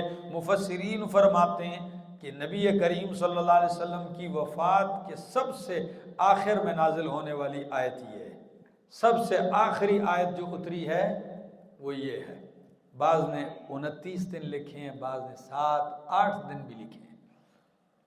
فرمایا ڈرو اس دن سے جس دن تم لوٹائے جاؤ گے، کس کی طرف، اللہ کی طرف، ثم توفیٰ کل نفس پھر دیا جائے گا پورا پورا ہر نفس کو بدلہ ما کسبت جو اس نے کمایا، وہم لا یظلمون اور ان پہ ظلم نہیں کیا جائے گا۔ یا ایھا الذین آمنوا اذا تداینتم چونکہ سود میں تو بندہ قرض لیتا ہے نا، تو اس زمن میں قرض کے کچھ مسائل کا آپ کو تفصیلی تذکرہ کر دیا، قرض کے مسائل کا، جن معاملات میں قرض ہوتا ہے، ٹھیک ہے، اس کے احکام۔ یہ آیت، اس آیت کا نام ہے آیت مداینہ، کیا نام ہے، اور اس آیت کا نام ہے آیت طویلہ۔ قرآن کی سب سے لمبی ترین آیت کیا ہے، یہ ہے۔ تو سنو ذرا، یا ایھا الذین آمنوا اے ایمان والو، اذا تداینتم جب تم معاملہ کرو، بدین کسی قرض کا، الی اجل مسمی ایک وقت مقرر تک، ایک قرض کا معاملہ کرنا چاہتے ہو کسی وقت مقرر تک، تو فاکتبوہ اس کو کیا کر لو، لکھ لو۔ کیوں؟ فرمایا فاکتبوہ اس سے شبہات دفع ہوں گے، فساد ختم ہوگا، اس فساد کی تفصیل آ رہی ہے۔ وَلْيَكْتُبْ بَيْنَكُمْ كَاتِبٌ چاہیے کہ لکھے تمہارے درمیان، کاتب بالعدل انصاف کے ساتھ۔ پہلے زمانے میں نہ کمپیوٹر ہوتا تھا، نہ یہ آلات ہوتے تھے، اور لکھنے پڑھنے والے لوگوں کی بھی کمی ہوتی تھی۔ کہیں پورے گاؤں میں اکا دکا بندہ صاحب قلم ہوتا تھا، یا لکھنا یا پڑھنا جانتا تھا، بلکہ کبھی کبھی تو ایک گاؤں میں نہیں ہوتے، کسی دوسرے گاؤں میں، تو یہ پورا گاؤں اس ایک بندے کا محتاج، اس کے پاس جاتے، کوئی خط لکھنے کے لیے کہتا ہے اس کے دروازے پہ صبح خط لکھ کے دے دو۔ کبھی کسی کا خط آیا تو خط اٹھا کے اس کو کہتے ہیں بیٹے کا خط، یا کسی یہ پڑھ کے سنا اس میں لکھا کیا ہے، ٹھیک ہے نا۔ تو فرمایا لکھ لو اپنا معاملہ قرض کا، اگر تمہیں لکھنا نہیں آتا تو کیا لکھ دے تمہارے درمیان، کاتب کو بولاؤ وہ لکھ لے۔ او بھائی فَلْيَكْتُبْ بس چاہیے کہ لکھے کاتب تمہارے درمیان انصاف کے ساتھ، وَلَا يَأْبَ كَاتِبٌ أَن يَكْتُبَ اگر کاتب بھی انکار کرنے لگ جائے، اور روز آ جاتے ہو کس کس کے لیے معاملات لکھتا رہوں گا، تو فرمایا نہیں، کاتب کو انکار، اگر اللہ نے آپ کو ایک طاقت دی ہے لکھنا جانتے ہو تو انکار نہ کرو۔ فرمایا وَلَا يَأْبَ كَاتِبٌ انکار نہ کرے کاتب، أَن يَكْتُبَ یہ کہ لکھے، كَمَا عَلَّمَهُ اللَّهُ جیسا کہ اللہ نے اس کو سکھایا ہے، یعنی یہ بتا دیا کہ تجھے بھی کس نے سکھایا ہے، علم بالقلم، علم یا قلم تجھے چلانا اللہ نے سکھایا، تو انکار نہ کر۔ فَلْيَكْتُبْ پس چاہیے کہ وہ لکھے، وَلْيُمْلِلِ الَّذِي عَلَيْهِ الْحَقُّ اب کاتب آ گیا، لکھنا شروع کرتا ہے، تو بولے گا کون، لکھوائے گا کون؟ قرآن کہتا ہے چاہیے کہ لکھوائے، یملل املا کرنا، کیا کہتے ہیں، ایک بولے دوسرا لکھے، تو املا کروائے، لکھوائے وہ شخص علیہ الحق جس پر حق ہے، جو قرض جس نے دینا ہے، جس نے دینا ہے یہ لکھے، یہ لکھوائے۔ کیوں؟ کیونکہ جب کل دینے کا وقت آئے تو یہ انکار کہ تو ہی بلوا رہا تھا، تو ہی لکھوا رہا تھا۔ نمبر 2، جب یہ بولوائے گا، لکھوائے گا، املا کرے گا تو 7 لوگوں کو گواہ بھی بنائے گا۔ یہ بول رہا ہے تو باقی کیا بن رہے ہیں؟ تو فرمایا لکھوائے وہ شخص جس پر حق ہے۔ آگے وَلْيَتَّقِ اللَّهَ، اور یہ بھی اگر لکھواتا ہے تو ڈنڈی نہ مارے کہ آہستہ سے ₹1,00,000 تو 90 ہاں لاکھ ہے تو اس کو آہستہ سے کیا کہتا ہے کاتب کو کہ 90 لکھ، نہ نہ نہ نہ، فرمائے لکھوائے وہ جس پہ حق ہے، وَلْيَتَّقِ اللَّهَ، اللہ سے ڈرے جو اس کا رب ہے، وَلَا يَبْخَسْ مِنْهُ شَيْئًا، اس سے کچھ گھٹائے نہیں، جو لکھنا ہے وہی لکھوائے۔ آگے فَإِنْ كَانَ الَّذِي عَلَيْهِ الْحَقُّ سَفِيهًا، اب اگر وہ بندہ بے وقوف ہے، جس پر حق ہے، وہ کیا ہے؟ وہ نہیں بلوا سکتا، اس میں یہ سکت نہیں ہے، طاقت۔ وہ بھائی کیا ہے؟ سفیہن، وہ بے وقوف ہے، نہیں لکھوا سکتا، اس میں اتنی قابلیت نہیں ہے۔ او ضعیفن، یا اتنا کمزور ہے کہ لکھوانے کی طاقت نہیں رکھ سکتا۔ او لا یستطیع ان یمل، یا وہ طاقت ہی نہیں رکھ سکتا، بولیں گنگا ہے، کیا ہے؟ گنگا ہے، نہیں بول سکتا، معاملات کرتا ہے لیکن وہ نہیں لکھوا سکتا، یا اس کی زبان اور کاتب کی زبان الگ ہے۔ بات سمجھ آ گئی؟ تو اب بھی تو یہ نہیں، کاتب ایک بولی لکھتا ہے، اس کو وہ بولی نہیں آتی، تو فرمایا پھر کیا ہو؟ تو فرمایا فَإِنْ كَانَ الَّذِي عَلَيْهِ الْحَقُّ، پس اگر وہ شخص جس پر حق ہے بے وقوف یا کمزور یا طاقت نہیں رکھتا، ان یمل، کہ املا کروائے، لکھوائے ہوا وہ، تو فَلْيُمْلِلْ وَلِيُّهُ، چاہیے کہ اس کا ولی، وارث، دوست، کارندہ، ساتھی کیا کر دے؟ لکھوا دے، بالعدل، انصاف کے ساتھ، وَاسْتَشْهِدُوا شَهِيدَيْنِ مِن رِجَالِكُمْ، لکھت اپنی جگہ اور اوپر کتنے گواہ بنا لو؟ وَاسْتَشْهِدُوا، گواہ بنا لو، شہیدین، 2، مِن رِجَالِكُمْ، اپنے مردوں میں سے۔ تم مردوں میں سے کتنے گواہ ہونے چاہیے؟ 2۔ فَإِن لَّمْ يَكُونَا رَجُلَيْنِ، اگر 2 مرد نہیں ہیں تو فرمایا فَرَجُلٌ وَامْرَأَتَانِ، تو 1 مرد اور 2 عورتیں گواہ ہوں۔ 2 کیوں ہیں؟ آگے خود ہی فلسفہ بتا دیا ہے۔ فرمایا فَرَجُلٌ وَامْرَأَتَانِ، 2، 1 مرد اور 2 عورتیں گواہ بنا لو، ممن ترضون من الشہداء، ان میں سے جن کو تم گواہ پسند کرتے ہو، یعنی ایسے گواہ بناؤ جن کی گواہی پہ تمہیں کیا ہے؟ اعتماد ہے، پسند کرتے ہو، گواہ بھی بندہ اس کو بنائے۔ آگے اور 2 عورتیں اس لیے ان تضل احداہما، کہ اگر بھول جائے ایک تو فتذکر احداہما الاخری، تو یاد دلائے ایک اس میں دوسری کو۔ اگر ایک کو بھول جائے، بچے ہوتے ہیں گھر کے، 100 لانجے ہوتے ہیں عورتوں کے، تو اگر اس کو بھول جائے تو دوسری اس کو کیا کروائے؟ کیونکہ عورتیں ناقصات العقل ہیں، کیا ہیں؟ ناقصات العقل ہیں، تو ان کو 2 کر دیا ہے۔ آگے وَلَا يَأْبَ الشُّهَدَاءُ، اب کاتب کو بھی اللہ نے باندھ دیا کہ تو بھی انکار نہ کر، لکھ، اور گواہوں کو بھی اللہ نے پابند کر دیا۔ فرمایا وَلَا يَأْبَ الشُّهَدَاءُ، اور انکار نہ کریں گواہ، اذا ما دعوا، جب بھی ان کو بلایا جائے۔ عدالت میں گواہی کے لیے بلایا جائے تو انکار، جرگے میں گواہی کے لیے بلایا جائے تو وہ انکار نہ کریں۔ وَلَا تَسْأَمُوا أَن تَكْتُبُوهُ، اور تم سب کو حکم ہے لوگو، وَلَا تَسْأَمُوا، سستی مت کرو، أَن تَكْتُبُوهُ، کہ تم لکھو اس قرض کو، صغیراً او کبیرا، قرض چھوٹا ہو یا ہاں چھوٹا معاملہ ہے بڑا ہے، یہ سستی نہ کرو، لکھ لیا کرو، اِلَىٰ أَجَلٍ، ایک وقت مقرر تک، ذَلِكُمْ أَقْسَطُ عِندَ اللَّهِ، یہ زیادہ انصاف کے قریب ہے تم عند اللہ، اللہ کے ہاں، وَأَقْوَمُ، اور زیادہ درست رکھنے والا ہے، لِلشَّهَادَةِ، گواہی کو۔ اس کے 2 فائدے لکھنے کے، ایک یہ ہے کہ اللہ کے ہاں بھی انصاف کے زیادہ یہی قریب ہے، اور دوسری بات یہ ہے کہ تمہاری گواہی کو بھی درست رکھتا ہے. گواہ بھول سکتا ہے لیکن جب لکھت بھی ہو تو گواہ کی گواہی کیا ہوتی ہے؟ اس کو دیکھتا ہے تو اس کو سمجھ آ جاتا ہے، پوری کہانی ذہن میں آ جاتی ہے، تو وہ غلطی نہیں کھاتا. تمہاری گواہی کو بھی درست رکھتا ہے. وَأَدْنَا أَلَّا تَرْتَابُوا، اور یہ لکھنا اس لیے بھی اچھا ہے کہ زیادہ قریب ہے کہ تم شک نہ کرو. کئی لوگ ہوتے ہیں ان کو بات بھول جاتی ہے یا درمیان میں شک آ جاتا ہے، پتہ نہیں لاکھ تھے کہ 1.5 تھے، پتہ نہیں اتنی تھی کہ اتنی. بھائی اللہ ترتابو لکھا ہوا ہوگا تو یہ شک تمہیں نہیں ہوگا. الا ان تکون تجارتن حاضرتن، ہاں ایک صورت ہے، وہ کیا ہے؟ اگر ہو تجارت حاضرتن، سامنے. کیا؟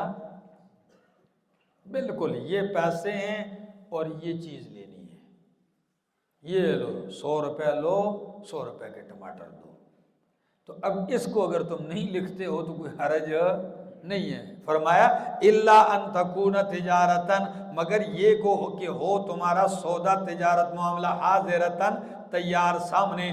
تدیرونہا، جس کو تم گھماتے ہو، بین ایدیکم، گھماتے کیسے ہو؟ یعنی ایک ہاتھ سے چیز جا رہی ہے اور دوسرے ہاتھ سے پیسے آ رہے ہیں، ٹھیک ہے نا، قیمت دے رہے اور چیز لے رہے ہو. تو فرمایا فَلَيْسَ عَلَيْكُمْ جُنَاحٌ، تو کوئی گناہ نہیں ہے تم پر، اللہ تکتبوها، کہ تم نہ لکھو اس کو. لیکن پھر بھی وَأَشْهِدُوا إِذَا تَبَايَعْتُمْ، گاڑی خرید رہے ہو، سائیکل خرید رہے ہو، ٹھیک ہے نا، پیسے دے رہے ہیں، چیز لے رہے ہو، پھر بھی کیا کرو؟ لکھ نہیں سکتے تو کیا کر لو؟ گواہ پھر بھی بنا لو. ایک دو بندے گواہ پھر بھی بنا لو. آگے جی، وَأَشْهِدُوا إِذَا تَبَايَعْتُمْ، اور جب تم چیز لینا دینا کرو، معاملہ کرو، شراء کرو، فروخت کرو، چیز لو، خریدو، بیچو، تو اس پہ کیا کرو؟ گواہ مقرر کرو. وَلَا يُسْعَرَّ كَاتِبٌ، نہ تکلیف دی جائے کاتب کو. کاتب کو تکلیف نہیں دی جائے گی. کیا نہیں دی جائے گی؟ وَلَا شَهِيدٌ، اور گواہ کو بھی تکلیف نہیں دی جائے گی. کیوں؟ ان کا جرم ہے لکھنا، وہ تو تمہارے لیے انہوں نے لکھا ہے، تو ان کا کیا قصور ہے کہ گواہ کو بھی تکلیف دو اور کاتب کو بھی تکلیف دو؟ اگر تم گواہ کو کاتب کو تکلیف دیتے ہو، وَإِن تَفْعَلُوا، اگر تم کرو گے تو فَإِنَّهُ فُسُوقٌ بِكُمْ، تو یہ گناہگاری ہے تمہارے ساتھ، تم گناہگار ہوگے. ٹھیک ہو گیا؟ وَاتَّقُوا اللَّهَ، اور ڈرو اللہ سے. وَيُعَلِّمُكُمُ اللَّهُ، کیا انداز ہے، وَاتَّقُوا اللَّهَ وَيُعَلِّمُكُمُ اللَّهُ. کیا مطلب؟ تقوی ضروری ہے علم کے لیے. علم کے لیے کیا ضروری ہے؟ ہاں، وَاتَّقُوا اللَّهَ، اللہ سے ڈرو. وَيُعَلِّمُكُمُ اللَّهُ، اللہ تمہیں سکھاتا ہے. آگے وَاللَّهُ بِكُلِّ شَيْءٍ عَلِيمٌ، اور اللہ ہر چیز کو جاننے والا ہے. وَإِن كُنتُمْ، امام شافعی فرماتے ہیں میں نے استاد سے کہا میرا حافظہ کمزور ہو گیا. شَكَوْتُ إِلَى وَكِيعٍ سُوءَ حِفْظِي فَأَرْشَدَنِي إِلَى تَرْكِ الْمَعَاصِي فَإِنَّ الْعِلْمَ نُورٌ مِّنْ إِلَٰهِي وَنُورُ اللَّهِ لَا يُعْطَىٰ لِعَاصِي. میں نے کہا حافظہ کمزور ہے، تو انہوں نے کہا گناہوں سے بچ. کس سے بچ؟ ہاں، کیوں؟ فَإِنَّ الْعِلْمَ نُورٌ مِّنْ إِلَٰهِي، العلم تو نور الہی ہے. وَنُورُ اللَّهِ لَا يُعْطَىٰ لِعَاصِي، اور اللہ کا یہ نور عاصی کو نہیں دیا جاتا. آگے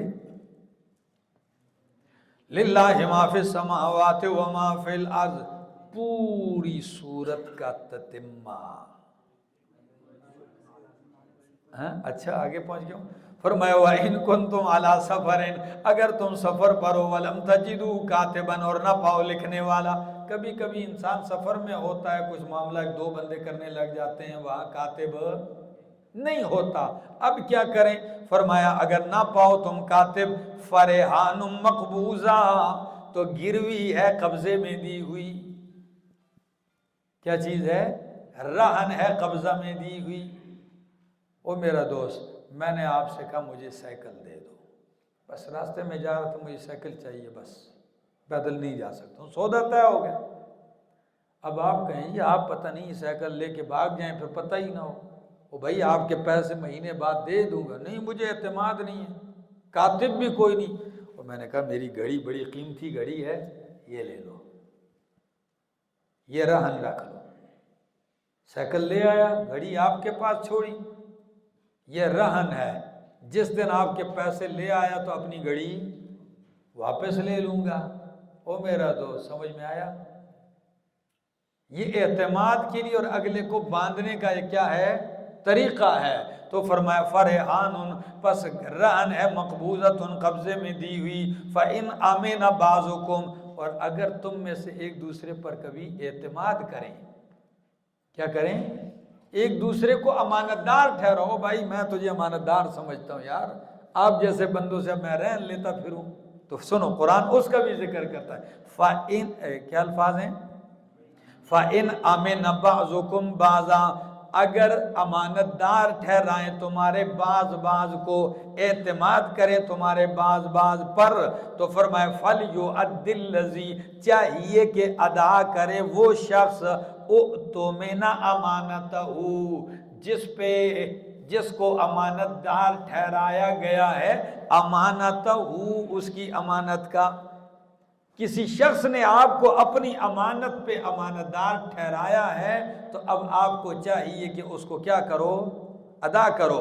فرمایا فَإِنْ آمَنَ بَعْضُكُمْ، پس اگر اعتماد کریں تمہارے بعض پر، امانت دار ٹھہرائیں تمہارے بعض کو، تو چاہیے کہ ادا کرے وہ شخص جس پر اعتماد کیا گیا ہے اپنی امانت کا۔ کسی نے آپ پر اپنی امانت کا کیا کیا ہے؟ اعتماد کیا، تو آپ کو چاہیے ادا کرو۔ آگے وَلْيَتَّقِ اللَّهَ، اور چاہیے کہ اللہ سے ڈرے، رَبَّهُ، جو اس کا رب ہے، وَلَا تَكْتُمُ الشَّهَادَةَ، اور نہ چھپاؤ گواہی کو۔ ایک دفعہ ایسے ہوا، راستے میں جا رہے تھے نا، تو میری گاڑی کے پیچھے سے ایک گاڑی لگی، ہماری گاڑی آگے ہے، میری گاڑی کے پیچھے دوسری گاڑی ہے۔ تو اس وقت ہمارے ساتھ کافی عمر کے ایک ساتھی تھے ڈرائیور، تو میں نے اسے کہا بھائی کچھ کہنا چاہتا ہے۔ ان گاڑی میں خواتین بھی تھیں اور ایک ینگ لڑکا گاڑی چلا رہا ہے، روکو، سائڈ پہ ہو گیا، ہماری گاڑی رکی، اس نے بھی گاڑی روکی، ایک دم آیا، کہنے لگا کیا حال ہے؟ میں جی ٹھیک ہے۔ کہنے لگا پتہ میری گاڑی ہے؟ میں نے کہا جی ہاں۔ کہتا جی میں غریب نہیں ہوں، سب کچھ ہے، بس یہ ہو گیا، پاس کچھ بھی نہیں ہے، خواتین ہیں، پیٹرول بھی نہیں ہے، اور جانا ہم نے فلاں ہے۔ تو میں نے کہا 5000 کا پیٹرول لگے گا۔ خواتین بھی اس کے پاس تھی۔ کہتا ہے کوئی ایسی بات نہیں، اگر آپ چاہیں تو کچھ چیز دے دوں، یا اگر آپ چاہتے ہیں تو مجھے اپنا نمبر دے دیں، میں آپ کو پیسے۔ میں نے کہا لے لو 5000 روپے، اس کو دیے، ٹھیک ہے نا، نمبر بھی اس نے لیا۔ اس کے بعد خلی ولی سمجھ آ گئی؟ تو ایسا، تو کبھی کبھی ایسا بھی ہوتا ہے۔ تو قرآن کہتا ہے اگر تم پہ کوئی شخص اعتماد کر دے، تم ایک دوسرے کو امانت دار ٹھہراؤ، تو پھر اس کو چاہیے جس پر اپنی امانت کا اعتماد کیا گیا ہے وہ ادا کرے، وَلْيَتَّقِ اللَّهَ، اور کیا کرے؟ اللہ سے ڈرے، جو رَبَّهُ، اس کا رب ہے، وَلَا تَكْتُمُ الشَّهَادَةَ، مت چھپاؤ گواہی، وَمَن يَكْتُمْهَا، جو چھپاتا ہے، فَإِنَّهُ آثِمٌ قَلْبُهُ، جو چھپاتا ہے گواہی کو تو پس بے شک گناہگار ہے اس کا دل، گناہگار ہے اس کا، اصل چیز یہ ہے دل۔ تو جب یہ گناہگار ہے تو سمجھو سارا گناہگار ہے۔ اذا صلحت صلح الجسد کلہ واذا فسدت فسد الجسد کلہ الا وہی القلب، خبردار وہ دل ہے، وہ دل ہے۔ ام سلمہ رضی اللہ تعالی عنہ فرماتی ہیں کسی نے پوچھا اماں جان، نبی علیہ السلام جب آپ کی باری میں ہوتے، یعنی آپ کے حجرے میں رہائش ہوتی، آپ کے ہاں، تو اکثر کیا پڑھتے تھے؟ ام المومنین نے فرمایا اکثر میں دیکھتی تھی نبی علیہ السلام پڑھتے تھے اللہم یا مقلب القلوب ثبت قلبی علی دینک، اے دلوں کو الٹنے پلٹنے والے اللہ، میرے دل کو دین پہ ثابت قدم کر دے۔ تو میں نے پوچھ ہی لیا، میں نے کہا اللہ کے حبیب آپ اکثر یہی دعا پڑھتے ہیں، اے دلوں کو الٹنے پھیرنے والے اللہ میرے دل کو دین پہ جما دے۔ فرمایا یا ام سلمہ، اے ام سلمہ یہی تو اصل چیز ہے، یہ دل رحمان کی 2 انگلیوں کے درمیان ہے، جب چاہتا ہے اس کو پھیر دیتا ہے، کسی سے ناراض ہوتا ہے تو دوسری طرف پھیر دیتا ہے، کسی کی کسی ادا سے خوش ہوتا ہے اس کا دل سیدھی طرف پھیر دیتا ہے۔ تو دعا کرو اللہ ہمارے دل کو کس پہ جما دے؟ فرمایا فَإِنَّهُ عَاصِمٌ قَلْبُهُ وَاللَّهُ بِمَا تَعْمَلُونَ عَلِيمٌ، اور اللہ اس پر جو تم عمل کرتے ہو علیم جاننے والا ہے۔ لِلَّهِ مَا فِي السَّمَاوَاتِ وَمَا فِي الْأَرْضِ، سورت کا تتمہ، پوری سورت آخری حصے میں کمال ہے قرآن کا۔ اور دیکھو اچھا مقرر بھی وہی ہے کہ جو تقریر شروع کرتا ہے تو آخر میں اس کو سمیٹتا ہے۔ کیا کرتا ہے؟ سمیٹتا ہے اور خلاصہ پیش کر کے چلا جاتا ہے کہ لوگوں میں نے گھنٹہ آپ کے سامنے تقریر کی، کیا کہا، یہ ہے آخر میں، ٹھیک ہے نا؟ اور تقریر شروع کر دے، پتہ ہی نہ لگے اس کو کہ میں کدھر سے کدھر لاہور نکل گیا، وہاں سے گجرانوالہ تک پہنچ گیا، دوسری جگہ چلا گیا، اب آخر میں اس کو پتہ ہی نہیں تھا کہ میں نے شروع کیا کیا اور کدھر گیا اور کہاں آ رہا ہوں، اول و آخر کا کوئی پتہ نہیں۔ تو فرمایا سنو پوری سورت کا تتمہ، للہ ما فی السماوات والارض، اور یہ سورت کا دعویٰ بھی 4تھی مرتبہ دہرایا جا رہا ہے، سورت کا دعویٰ بھی۔ فرمایا للہ ما فی السماوات والارض، اللہ ہی کیا ہے جو کچھ آسمانوں میں اور زمین میں ہے۔ وَإِن تُبْدُوا مَا فِي أَنفُسِكُمْ، اگر تم چھپاؤ ظاہر کرو جو کچھ تمہارے دلوں میں ہے، او تخفوہ یا اس کو چھپاؤ، یحاسبکم بہ اللہ، اللہ حساب کرے گا بھی اس کے ساتھ تمہارا، اللہ تمہارا اس کے ساتھ اس کے ذریعے کیا کرے گا؟ محاسبہ کرے گا، حساب کرے گا۔ اچھا تو پھر اس کے بعد کیا کرے گا؟ فَيَغْفِرُ لِمَن يَشَاءُ وَيُعَذِّبُ مَن يَشَاءُ، جس کو چاہے گا اس کو بخش دے گا اور عذاب دے گا جسے چاہے گا۔ وَاللَّهُ عَلَى كُلِّ شَيْءٍ قَدِيرٌ، اللہ ہر چیز پر قادر ہے۔ تو سورت کا پہلا حصہ کیا تھا؟ توحید۔ توحید آئی کہ نہیں آئی؟ فرمایا تم جو تمہارے سینوں میں ہے، دلوں میں ہے، اسے ظاہر کرو یا اسے چھپاؤ، اللہ اس کے اوپر کیا کرے گا؟ حساب کرے گا۔ مسلم کی روایت میں آتا ہے کہ صحابہ کرام نے فرمائی یہ آیت ہم پہ بہت گراں گزری ہے، مال خرچ کرنا بھی آسان، اللہ کے راستے میں لڑنا بھی آسان ہے، لیکن یہ مشکل ہے۔ کیوں؟ فرمایا یہ تو ہمارے بس میں نہیں ہے، دل میں تو خیالات، وسوسے، تصورات، کتنا بھی نیک آدمی ہو خیالات آتے ہیں کہ سوچ تو اس کو بھی، تو یہ تو ہمارے بس میں نہیں ہے، وسوسے خیالات آتے ہیں، تو اگر اسی پہ گرفت ہے پھر تو ہم سارے رگڑیں گے۔ نبی علیہ السلام نے فرمایا بعد کی آیت میں اللہ نے اس کو منسوخ کر دیا ہے نا۔ بعد کی کون سی آیت؟ لا یکلف اللہ نفسا الا وسعها، اللہ کسی نفس کو مکلف نہیں بناتا مگر اس کی وسعت اور طاقت کے مطابق، یعنی جو تمہارے بس اور طاقت میں ہے اس کے مکلف ہو، جو تمہارے بس میں نہیں اس میں تمہاری گرفت بھی نہیں۔ یہ ایک طبقہ مفسرین کا۔ دوسرا طبقہ مفسرین کا کہتا ہے آیت منسوخ نہیں ہے، آیت محکم ہے۔ کیا ہے؟ کیسے محکم ہے؟ ذرا دیکھو اس کو۔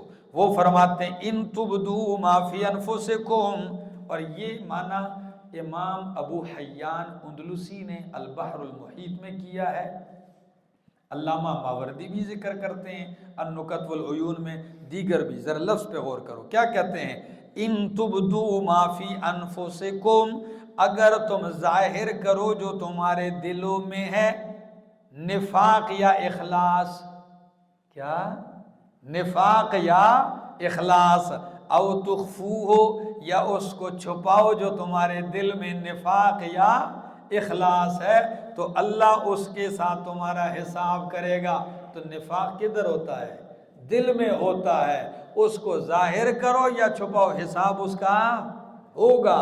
تو جب بات نفاق کی آئے گی تو وہ دل میں اس کو کوئی چاہے چھپا کے رکھے اخلاص کو، نفاق کو، یا ظاہر کرے، حساب کو کیا ہوگا اس کا۔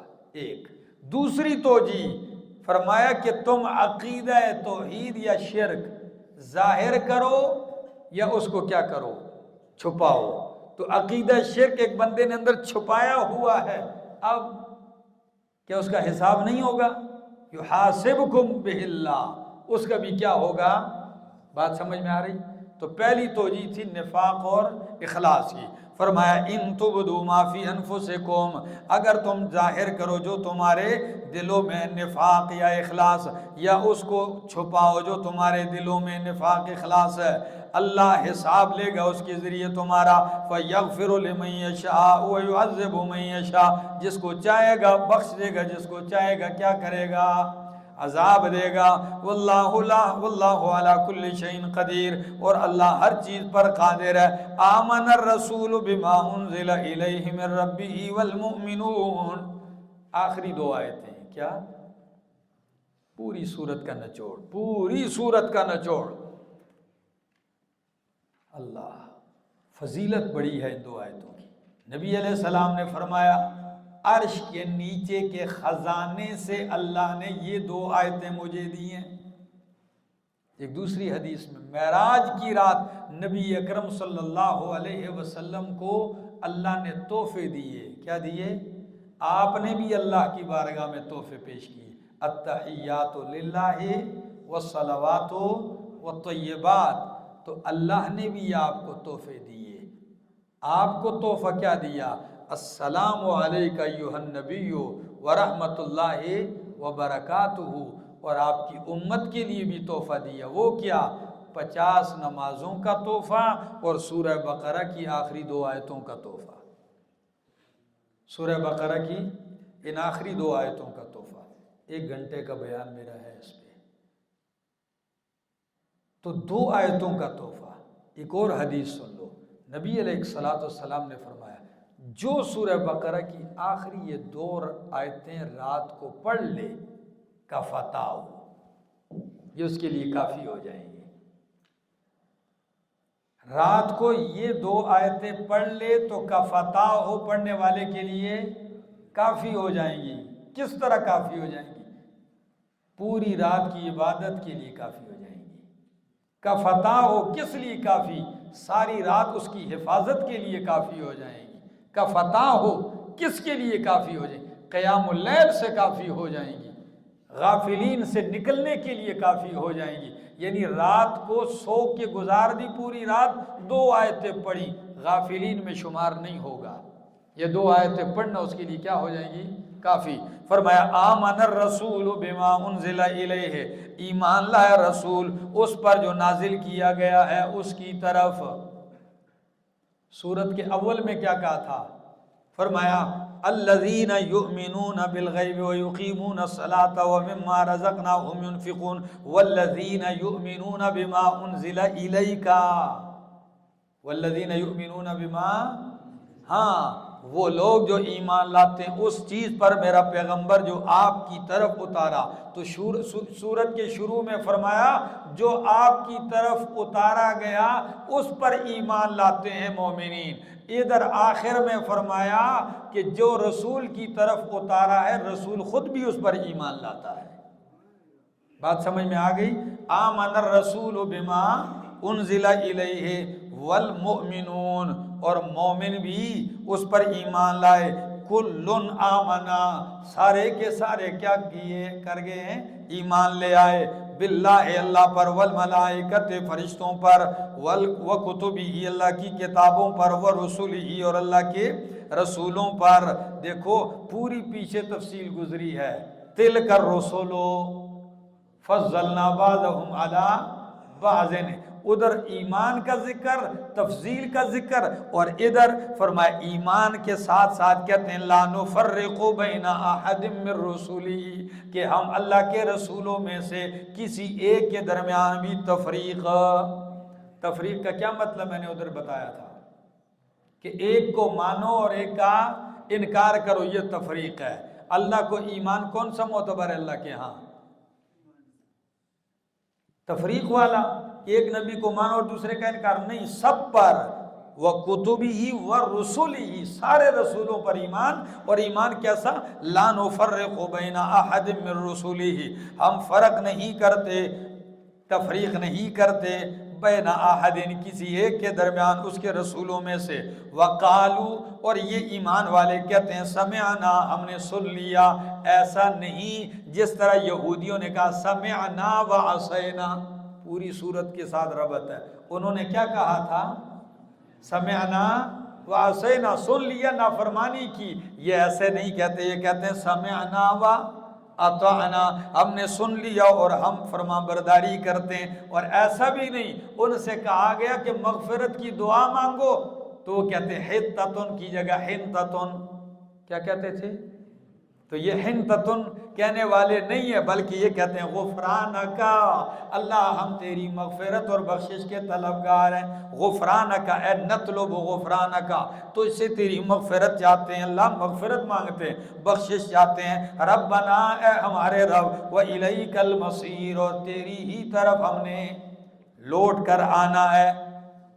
او بھائی اس آیتوں میں آپ نہیں دیکھ رہے آمن الرسول بما للہ ما فی السماوات، توحید، آمن الرسول رسالت، ٹھیک ہے، ہاں، وکتبہ صداقت الکتاب، ٹھیک ہے، ورسلہ صداقت رسول، اور آگے فرمایا وَإِلَيْكَ الْمَصِيرُ، اس بات قیامت، لا یکلف اللہ نفسا الا وسعها، نہیں مکلف بناتا اللہ کسی نفس کو مگر اس کی وسعت کے مطابق، جہاد فی سبیل اللہ اور انفاق دونوں میں، یعنی جہاد کی طاقت ہوتی ہے تب مکلف بناتا ہے، تم میں خرچ کرنے کی طاقت ہوتی ہے تب خرچ کرنے کا حکم نہ ہو تو نہیں دیتا، تو وہ دونوں کی بھی اس میں آ گئے، لا یکلف اللہ، نہیں مکلف بناتا اللہ کسی نفس کو، الا وسعها، مگر اس کی وسعت اور طاقت کے مطابق، لہا ما کسبت، اس نفس کے لیے وہ فائدہ ہے، جزا اس کی ہے، کسبت جو اس نے کمایا، وعلیہا، اور اس پہ وبال اور عذاب اس کا ہے، کسبت جو اس نے کمایا، جزا اسی کی جو اس نے کمایا، عذاب سزا اسی کی ہے جو اس نے کمایا۔ یہ مطلب نہیں ہے کہ نیکی میں کروں اور بدلہ کسی اور کو اٹھا کے دے دیا جائے، یا گناہ میں کروں اور سزا کسی اور کو دی جائے، ایسا نہیں ہوتا۔ ربنا لا تؤاخذنا، اے ہمارے رب، یعنی وہ مومن کہتے ہیں کہ اے ہمارے رب، لا تؤاخذنا، تو ہمارا مواخذہ نہ کر، گرفت نہ کر، ان نسینا، اگر ہم بھول جائیں، کیا کر جائیں؟ تو سوال یہ ہے کہ اوپر کہہ دیا بھول میں پکڑ ہے؟ بھول میں تو پکڑ ہے ہی نہیں، تو پھر کیوں کہا جا رہا ہے کہ ہم بھول جائیں ہماری پکڑ نہ کر؟ اس لیے میرے شیخ معنی کرتے ہیں، نسینا کا معنی کرتے ہیں اے ترکنا، کیا؟ جو ہم سے عمل چھوٹ گیا ہے، ترک، کیونکہ جو چیز بھول جائے وہ بھی کیا کر دی جاتی ہے؟ کہتے ہیں جی بھول آیا ہوں، کیا مطلب؟ چھوڑ آیا ہوں۔ او بھائی سائیکل لائے ہو گھر بھول، رومال لائے ہو بھول آئے ہوں، کیا مطلب؟ گھر میں چھوڑ آئے ہوں۔ جو چیز بھول جاتی ہے وہ چھوڑ دی جاتی ہے۔ تو اب مانا ہوگا لا تؤاخذنا ان نسینا، اگر نہ مواخذہ کر ہمارا، ان نسینا، اگر ہم کیا کر دیں جائیں؟ چھوڑ دیں۔ اس کے لیے سورۃ طٰہٰ ذرا نکالو، آیت نمبر 126، سورۃ طٰہٰ آیت نمبر 126۔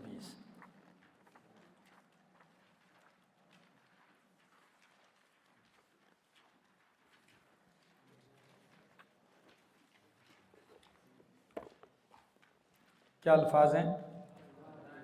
ہاں، کذالک اتت کا آیاتنا فنسیتہا وکذالک اليوم تنسا، تیرے پاس ہماری آیتیں آئی تھی، تو اس نے اس کو کیا کر دیا؟ بلا دیا تھا، یعنی کیا مطلب ہے؟ ترکتا، تو نے اس کو چھوڑ دیا تھا، تو آج ہم بھی تجھے، تو اللہ بھولتا ہے؟ کیا مطلب؟ یعنی بھولی ہوئی چیز کی طرح ہم تجھے چھوڑ دیں گے، پڑا رہے گا، ٹھیک ہے؟ تو مانا کرو ان نسینا، اگر ہم ترک کر دیں کوئی چیز، او اخطأنا، یا ہم سے کیا ہو جائے؟ خطا ہو جائے، کیا ہو جائے؟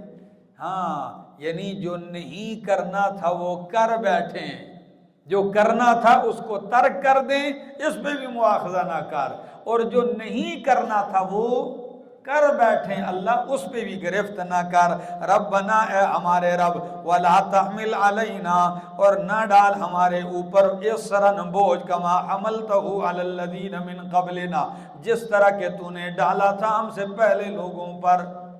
تو پہلے لوگوں پر آپ کو پتہ نہیں پہاڑ اٹھا کے، مانتے ہو کہ نہیں مانتے ہو؟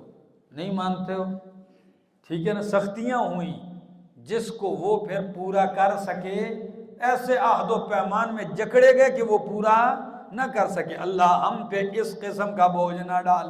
ربنا ولا تحملنا ما لا طاقت لنا بھی، اے ہمارے رب لا تحملنا نہ ہم سے اٹھوا ما وہ بوجھ لا طاقت لنا بھی کہ جس کے اٹھانے کی ہم میں طاقت نہیں ہے، بوجھ نہیں ہے۔